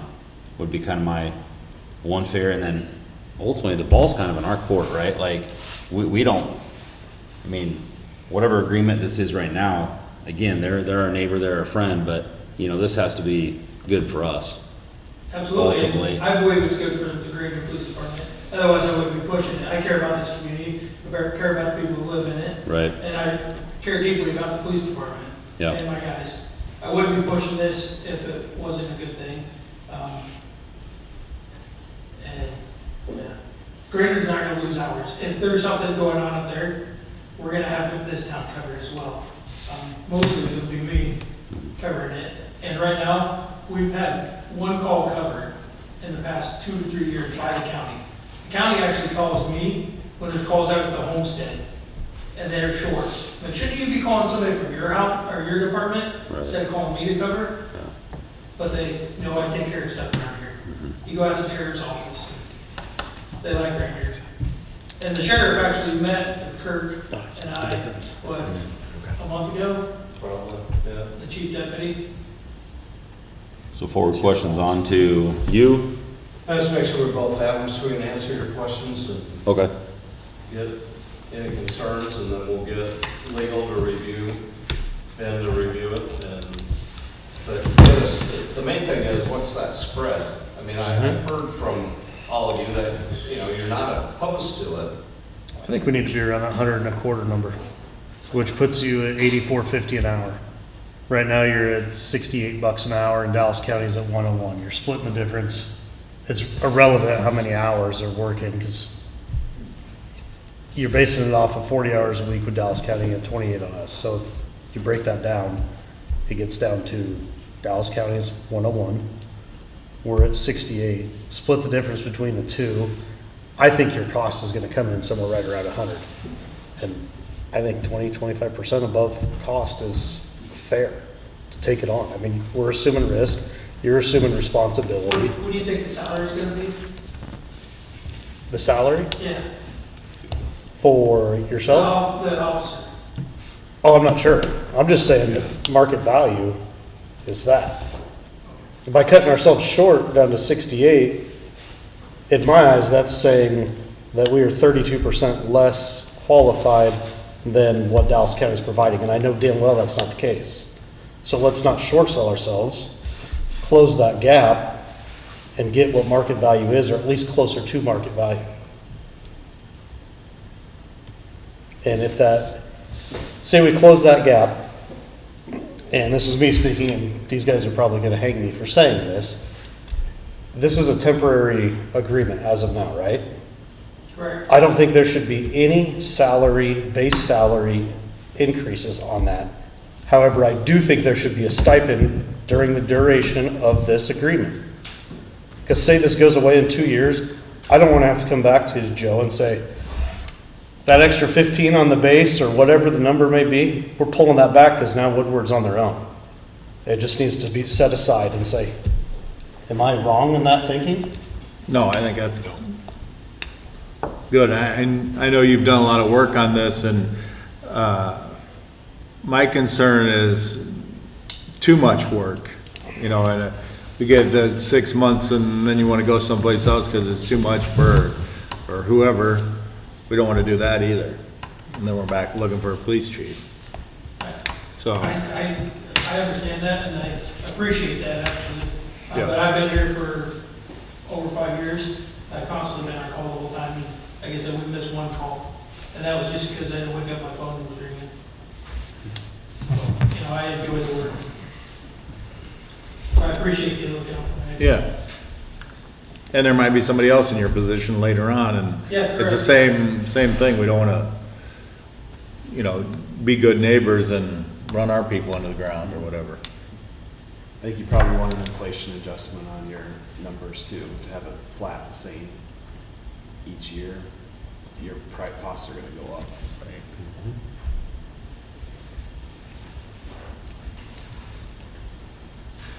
Two things for me. One, I don't think I have all the information I can base a proper decision off of right now.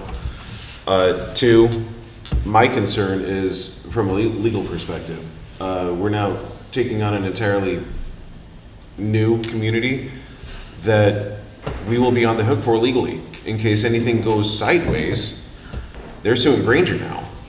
They're not suing Woodward, they're suing Granger. So that's a big speed bump for me, so. How does that work, Ben?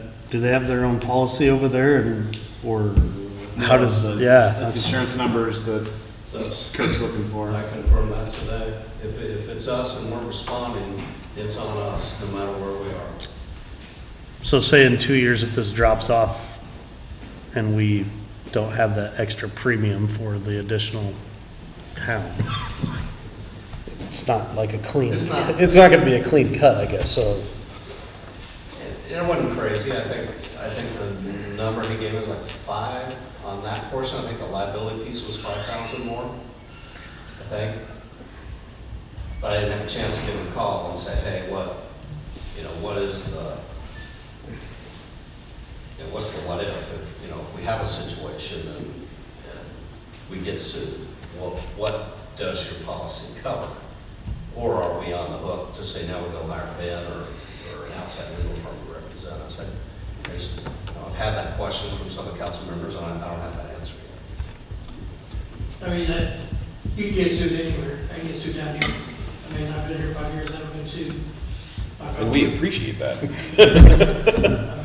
Yeah, but you're just exposing, Your bigger exposure. yeah, bigger exposure. And not that, I mean, I think the point is trying to cover all our bases before we enter into the agreement. And, what are things that what are the unforeseen things that we need to cover? That's what I'm.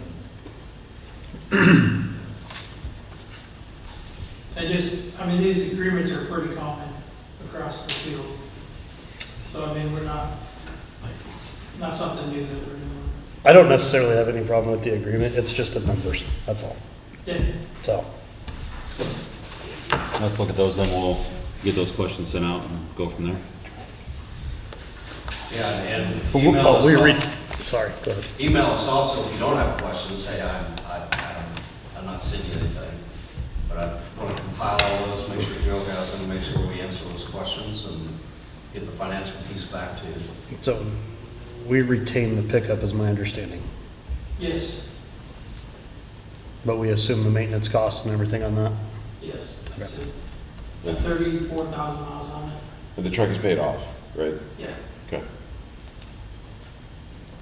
And it's already fully outfitted? Correct. It's ready. I can drive it right now. Okay. And I have talked to Woodward too, and I know we got that for a separate 2-year. They would be comfortable doing it in 1 year. So meaning like now until July 1, then July 1 to July 1? Yeah, I don't know, 15 months. Gotcha. Okay. Yeah, it'd be-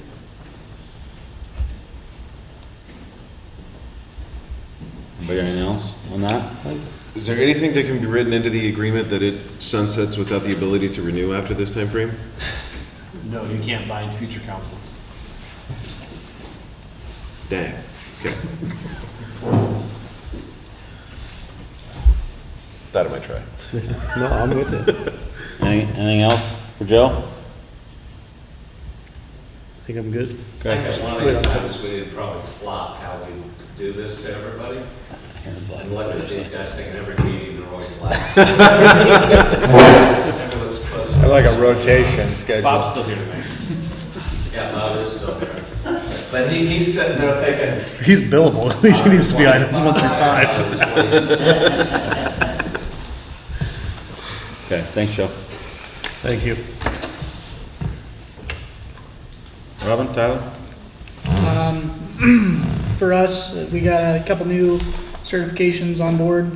So Jay Kinkley passed his hazmat operations. Peyton Harrington passed her EMT. So a couple new certs. That's great for the department.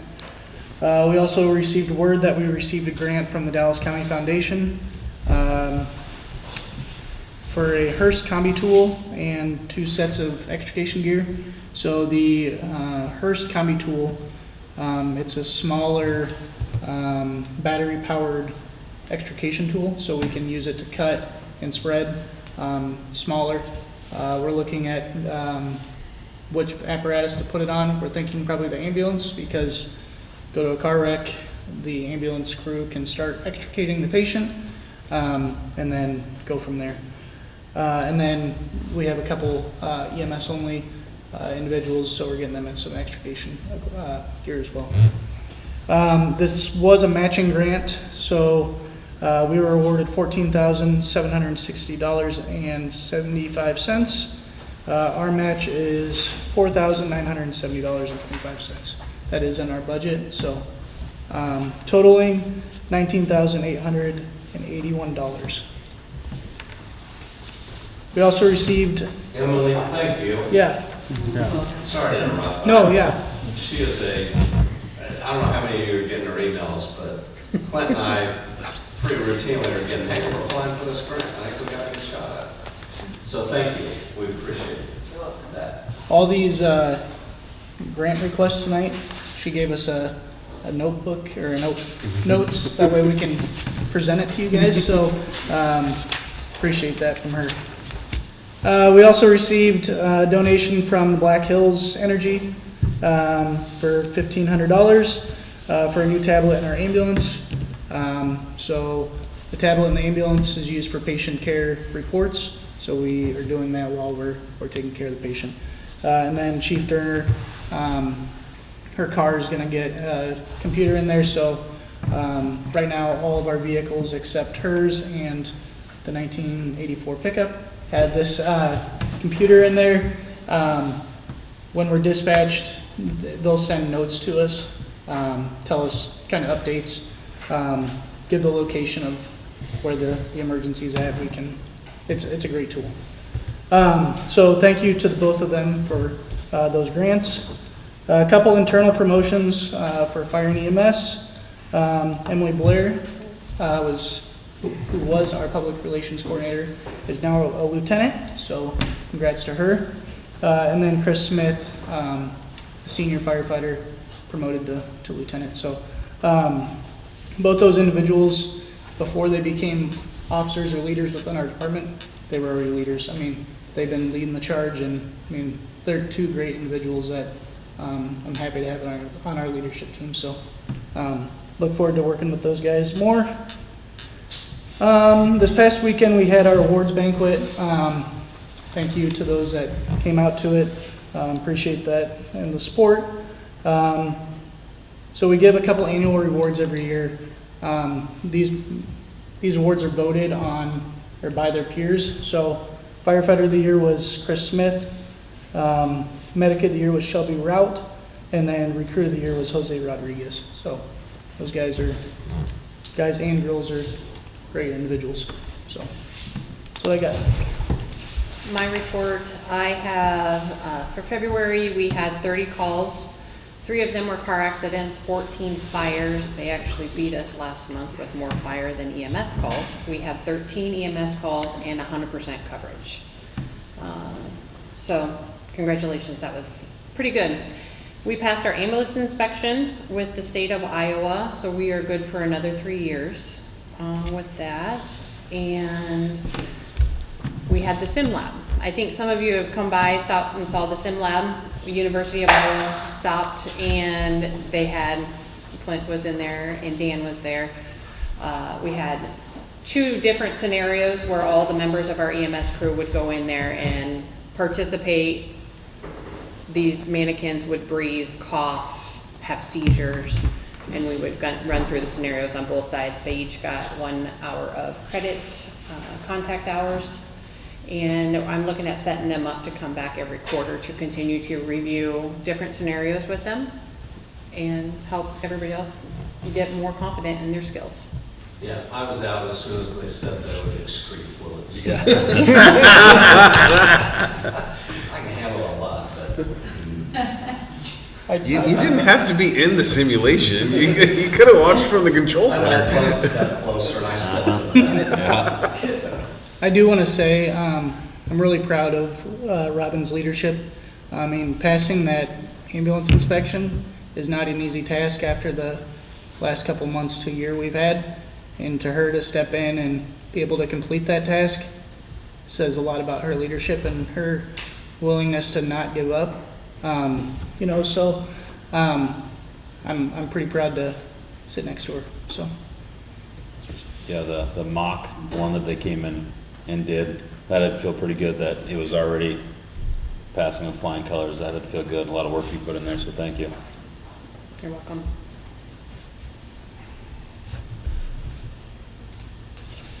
looks like we got some actions to approve.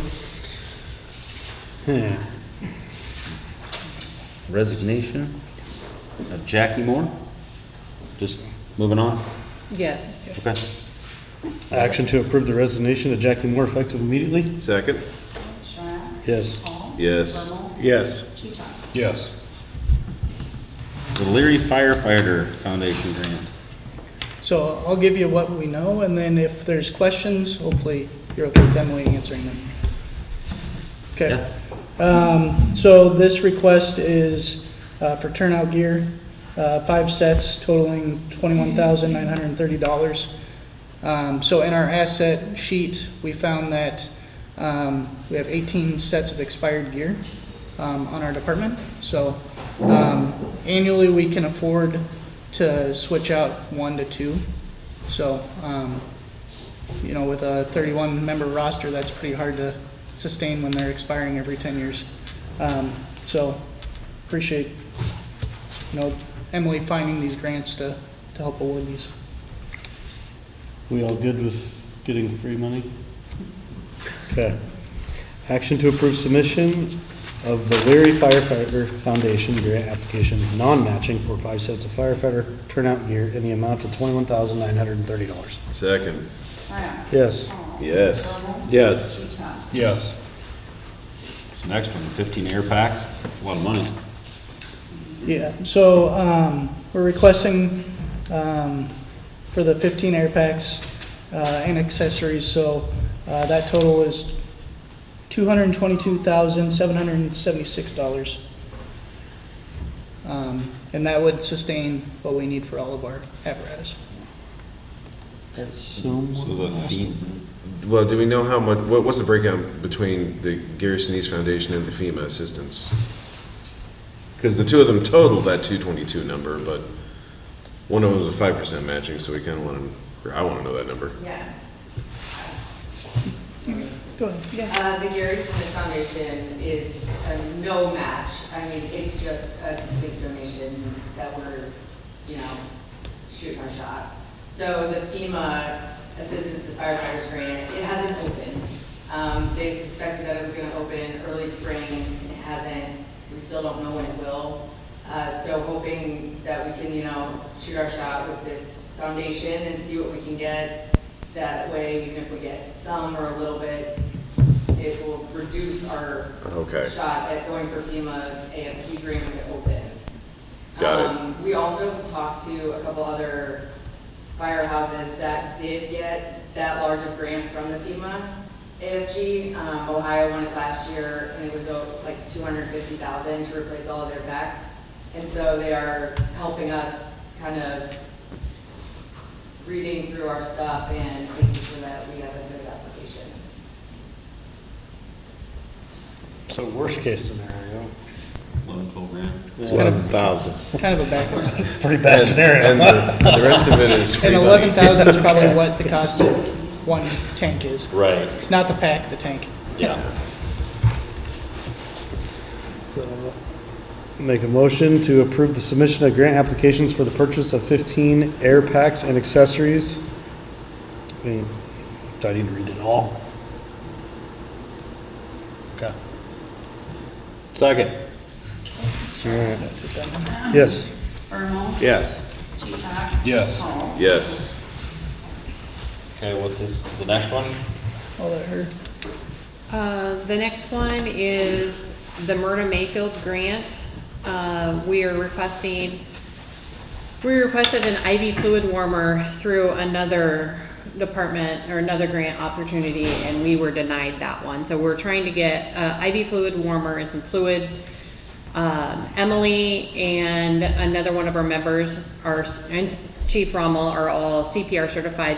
We need more mannequins so we can teach classes to the community. So we are asking for mannequins, CPR, 4-pack adults, 4-pack infants with feedback, AED, Ultra trainers, to the Myrna Mayfield grant for $3,000.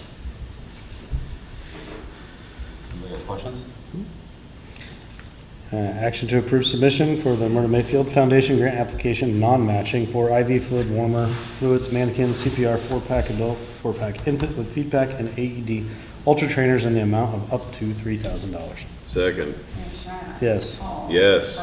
Yes. Yes. Nationwide? Yeah, both these are kind of intermixed. So last year we started an annual fire, like open house during Fire Prevention Week. Turns out it was a great success. So we're just looking for more funding to do more stuff like that with the community. Any questions on that? All right. Action to approve submission of nationwide foundation grant application non-matching to Fund Fire Prevention Week and Firehouse Open House on October 26th in the amount up to $5,000. Second. Yes. Yes. Yes. Yes. Action. Yeah, same thing, different Yep. grant, right? Yep. Action to approve submission of the FM Global Fire Prevention Grant Program application non-matching to Fund Fire Prevention Week and Firehouse Open House on October 26th in the amount of up to $5,000. Second. Yes. Yes. Yes. Yes. You got any other questions for them while they're here? No? Okay. Keep them coming. This is great. What are we up to now? This 100? is all Emily. 104. Yep. So you're also, do you want to touch on what you're doing with Park and Rec? Yeah, Please. sure, I brought them. So, this last quarter, when we applied for the T-Mobile Hometown Grant, I did not get the IV warmer through them, so we're gonna go for something else. But they're a big community expansion, improvement, revitalization. It's up to $50,000. And so I'm working with Alicia to get us submitted to see it's a no match for the pond. It's the erosion control and At the park. stability of the shelf walls. So we're we'd like to apply for that money to start there. Do you guys do riprap and a dock, a fishing pier in that, or? I think she just got back the estimates for that stuff today.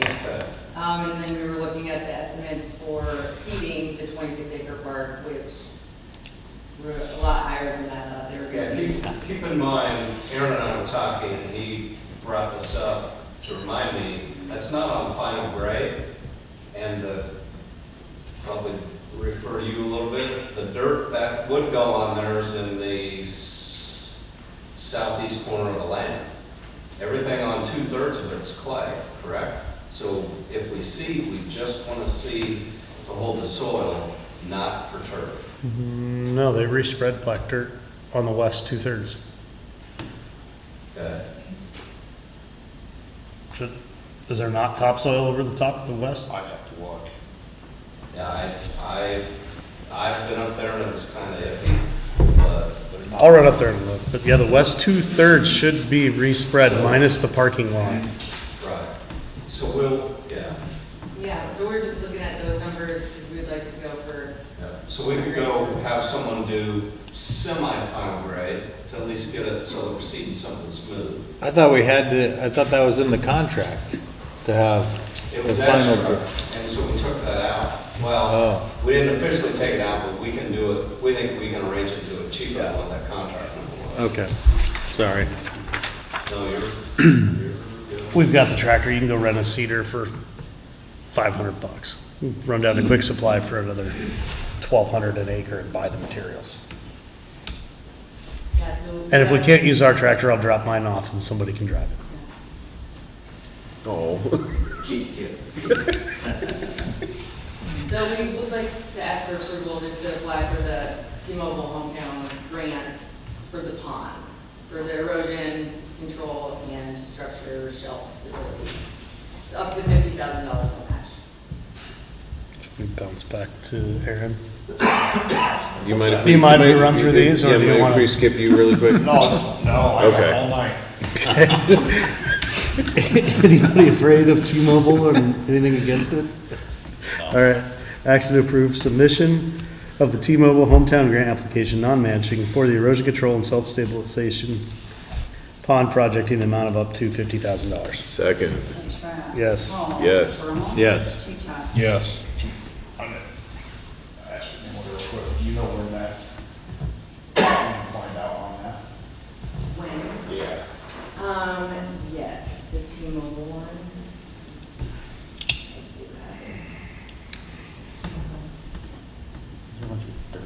We're still taking dirt out of the right? Put down by barn. That's just whenever we let that go. But it's, yeah, all up there exposed. What's that?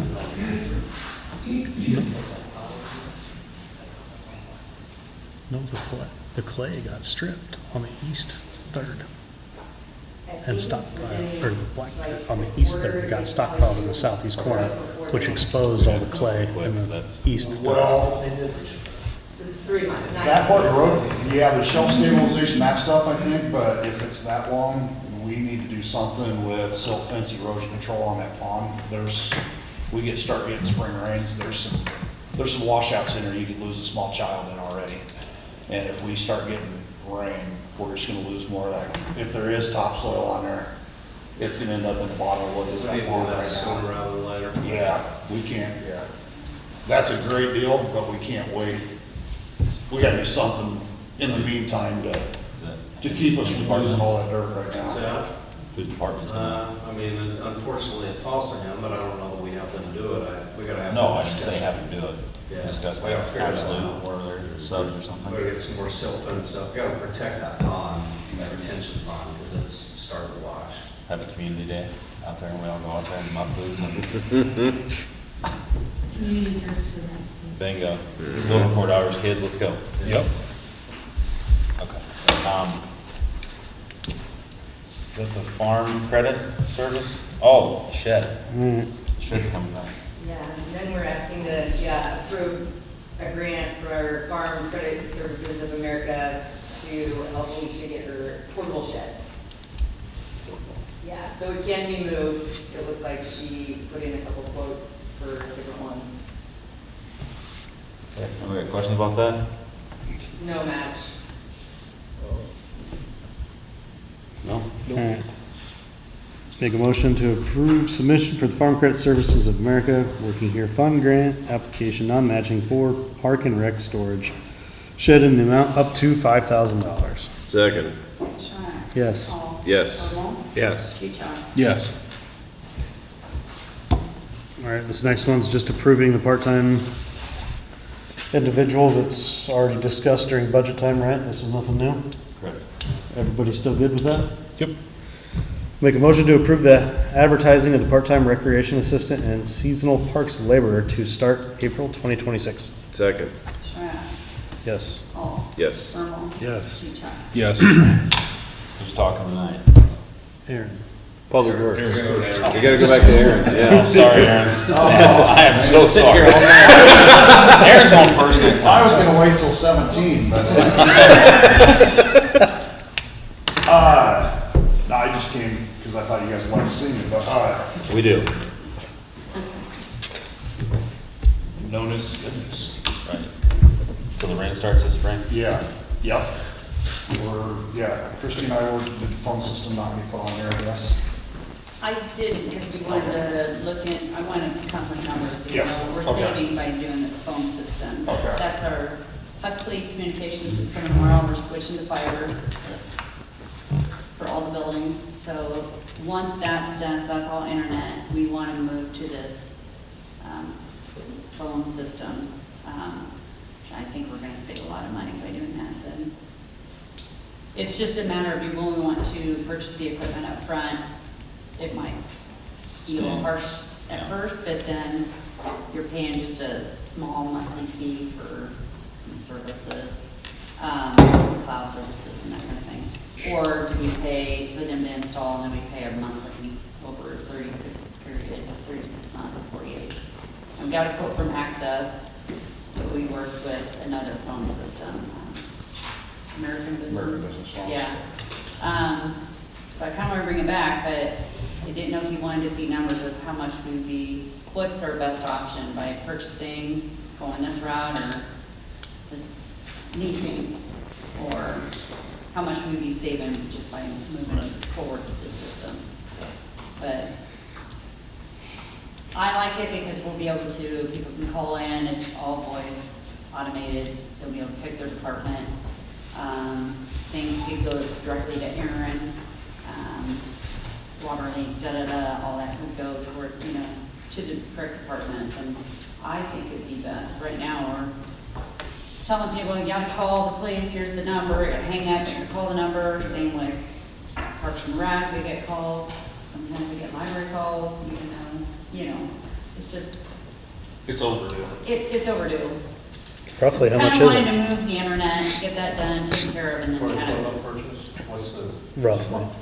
Well, the American business was 8,000 Nine, upfront. 80, yeah, just shy of 9 grand. Something, with The like bond and a a 40 $40 monthly deal. Yeah. Moving forward. Or it was like Lease was like $250 a month. I figured, rough math, I figured, yeah, 30, 37, 36, 37 months, it'd pay for itself, and then it'd be saving. I'm just looking at it, for $9,000 a year, you're I mean, right now our phone. playing phone internet, director. West Centrally, and we have MediaCom, we just got all kinds of things. So will they update It's that? like $1,300. Will they continue to update that then for no charge once you pay that initial? Like if you upfront pay, will they continually upgrade anything that would need to be done? Yeah, that was part of the 40, it's like $40 a month. Okay. Yeah. Yep. So basically just need to see the math on just. I mean. I think that one's Right pretty up simple. front. You're answering phone calls and $9,000, the phones are gonna last at least 5 years, right? I don't think it's fair to ask you to be Okay. the phone director all day long for that minimal amount of money Yeah, over. I didn't know what route you wanted to go, if you wanted to see the numbers first. I did not put it on here, so I was gonna gather it together. I haven't sat on all the meetings, I just personally, if it's $9 grand, I'd rather just purchase it and be done. Get out. We talked It about. makes sense if we find the 9 grand or get approval for the 9 grand, it makes sense. Yeah, we're paying more upfront, but year 3, they're paid for and we're saving $150, $160 a month versus leasing. And access was like $315 a month, but that was just a lease option, because at the time I didn't know that we were looking into purchasing, but. And that's phones for everybody. Yep. Apps for like myself, water, sewer, streets would have their own extensions, but everything would, if I'm not in my office, everything would go to my phone. Right. I have the ability to call back through an app and not have everybody have my personal cell phone number, which would be great. Yeah. And just the ability to, when, instead of them getting calls and we talked about before, sticking post-it notes in boxes. Yeah. I'm not in there not just me, but we're not in there all the time checking for notes to be able to have something forwarded to us. I could move forward, but. Be able to reply back a little faster. Right, like. What's I your didn't thoughts, know. Dan? I don't have a problem with it. Yeah. I really Feel like don't. we're jumping forward 15 years. Exactly, exactly. I Phone mean, system would be longer than 5. yeah. Look at other options or whatever. I think we're The down. phone we have They're on looking us at is 3, about so you want to see the numbers, right? at least Yeah. 8 years. So.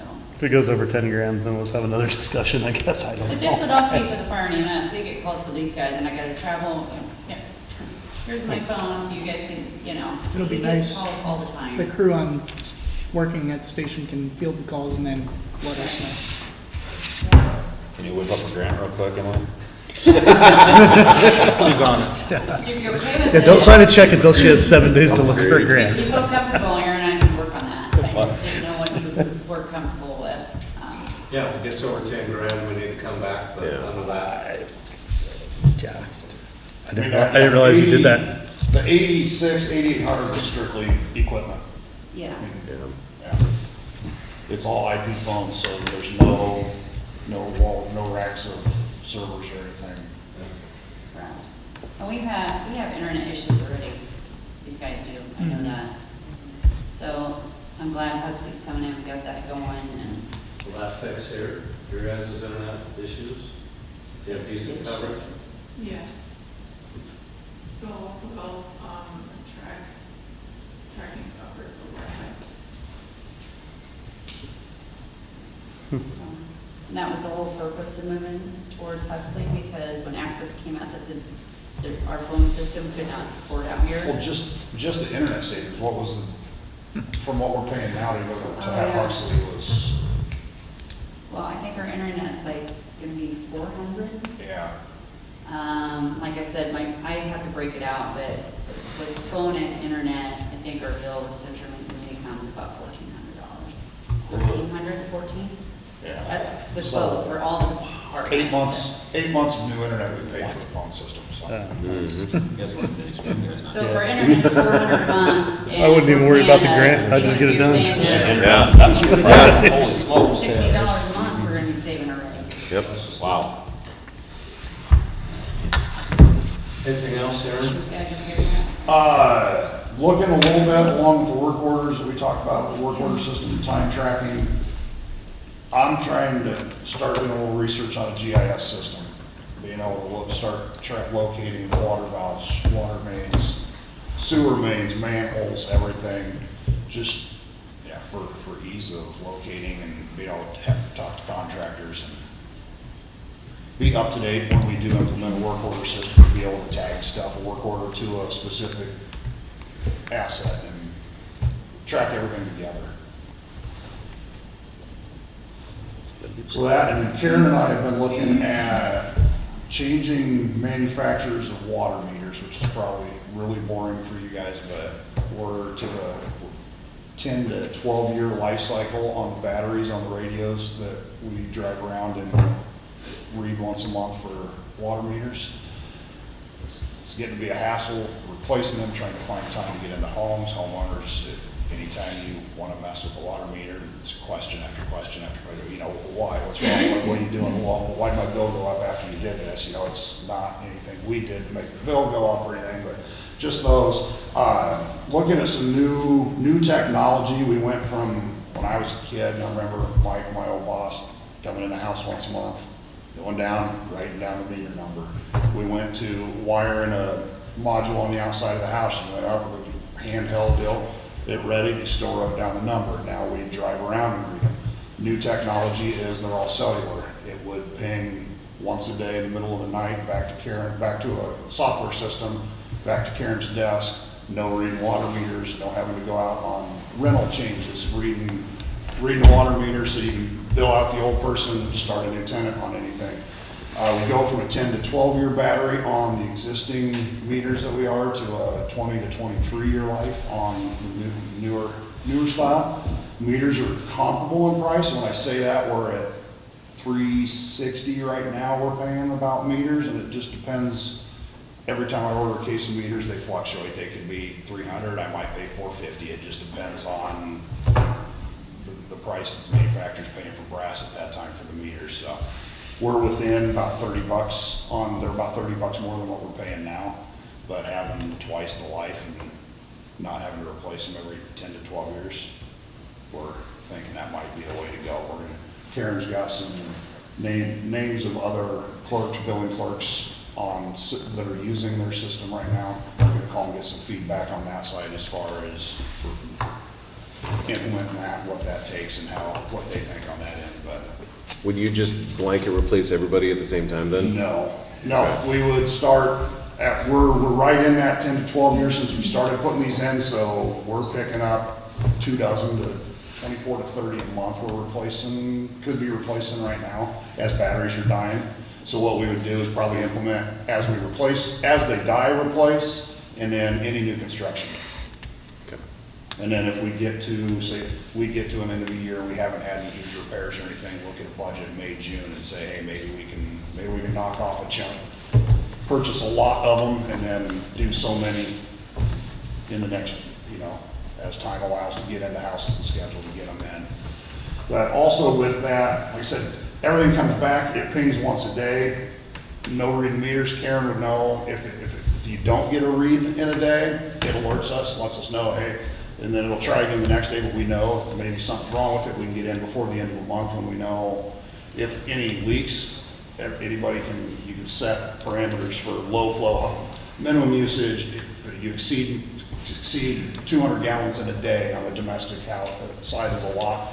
then it'll ping us, but homeowners also have the ability to set up an account, Yeah. log in, and it will alert, you got a toilet flapper stuck. Yeah. Your house is, you know, your water's running, you're getting an alert, you're not getting a, $400 water bill. yeah, you're not getting a huge bill, and you're calling Karen and asking, no, there's no way to use that water.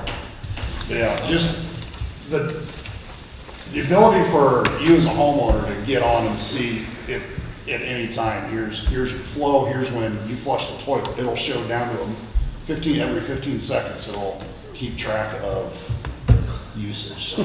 So you can be at work and see how long your daughter's Uh-huh. taking a shower. Too long. You shut it off too? Can you turn off the hot water? Yeah, that would be perfect. No So more yeah, hot that's water today. something, with the purchase of the meter, it doesn't matter if we order one or we buy 1,000. The software, the back end, customer support, the program, everything is included in that. The cell data is covered for the first 10 years. After that, right now it's $8 to $10 a month, or I'm sorry, per year, per meter. So we'd have to look at, you said a lot of communities are going, when they do implement the new technology, just 30, 40, 50 cent smart meter fee that goes into a kitty, and then when it's time to start replacing meters, or start paying, when that 10 years is up and we're paying for that data for the next 12, 13 years, then there's something there to offset that cost. You doing the IT training on that then too for people? Yeah, yeah, that'll be the fun part. The meters that you've already replaced Yep. with the old style, would you Yep. re-replace those with the new style then? Not necessarily. Okay. If we got to that point where we were getting down to, Yeah. you know, the funds were there to do it, then yeah, it'd be fantastic to be able to do everything, but Yeah. 900 and some meters at 405 a pop is a chunk of change. We can't bite off all at once, but Right. if we can start doing new ones and then as we replace, there's no increase in cost. New construction Yeah. is covered by building fees, and Yeah. replacements are, whether we replace it with the existing style or the new style, we're paying for that to replace them anyway, so. Yeah. I know it's getting late, I have one final, just think, did they say there's final grade needs to be done out there at the water tower? Or what was Bob saying? Yeah. Final grade, okay. Yeah, there's quite a bit of dirt needs spread back out, and I did get locates, requests called in from Absolute Group there, they've got the bid on that contract for the driveway. Okay. And approach and everything, so hopefully locates called in, if the weather stays decent, I'll see that here, yeah. McGuire Iron is wanting that tower filled, but I had a conversation with them earlier this week, said, well, I want a driveway too, so. Yep. Get me access to it where we're not slopping in and out trying to get it set up and operational, and we'll go, so. Okay, good. One last thing, I guess, filters. Monday, I'm gonna have Christie or Karen put something out here tomorrow or Friday. Monday, we're putting the first of 3 new filters back in service. We've got it to the point of past bacteria samples and everything, we can get it back in service, so hopefully there's no issues with any disturbance in the water, but I want to get something put out that way. Everybody's kind of aware, hey, we're doing this. This will be filter 1 of 3, and then we'll let everybody know when we get to 2 and number 3. But hopefully it goes off without a hitch. It should, but you never know. Pushing that much water through a new filter, it might throw a slug of something through, and then. Anybody got anything else for Aaron? Thank you. Now, which one of you gets to? It's you this time? Me this time, Okay. so. All right, Finance Committee met earlier tonight and went over invoices, purchase orders, claims list, delinquent list, bank statement, balance sheet, outstanding checks, bank statements, voided checks, journal entries, budget reports, and timesheets, and found nothing of concern.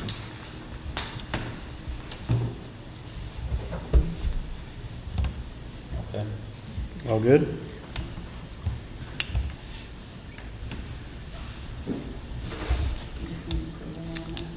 Make a motion to approve the Finance Committee report. Second. Yes. Bermal, Yes. Teachout, Yes. Paul. Yes. Make a motion to approve the bills for payment. Second?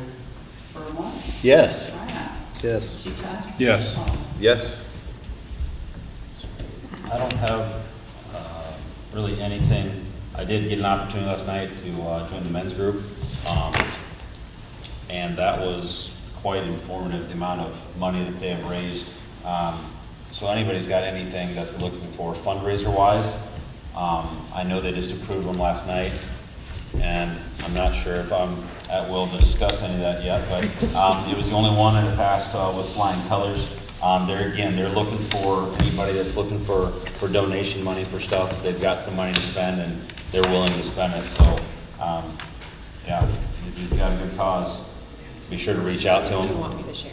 If you already know about it, sure, you can share it. I do know. I took a request to the men's group to purchase new, like what Chief Rommel has on, new quarter zips for everybody in our department. So we all will be matching with the new logos, and they approved that up to $2,900 last night. So I have not shared that with all the members. Is the money staying in the community? Do we have somebody that does embroidery and stuff in the community for us or It's not? part of their contract now that when they leave, they have to return their stuff. Every employee signs that on hire. See? Okay. I don't have anything else. Did anybody email out, reach out to you guys? Me neither.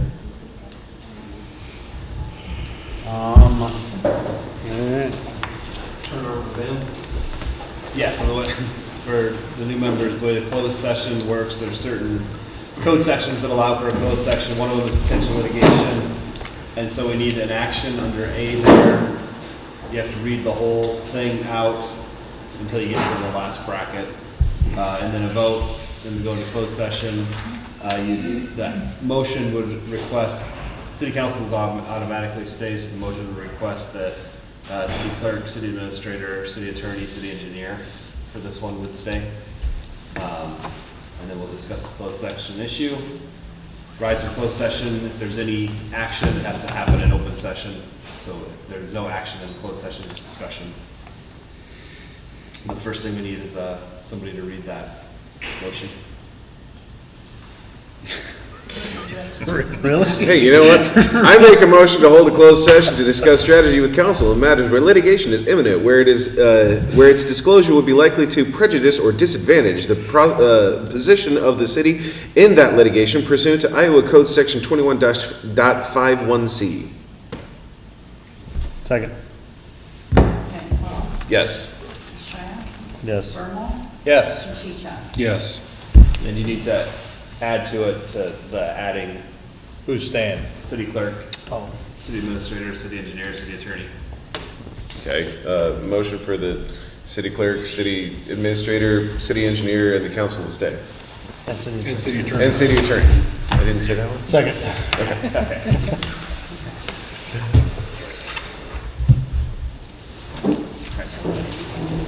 Good. Those are good.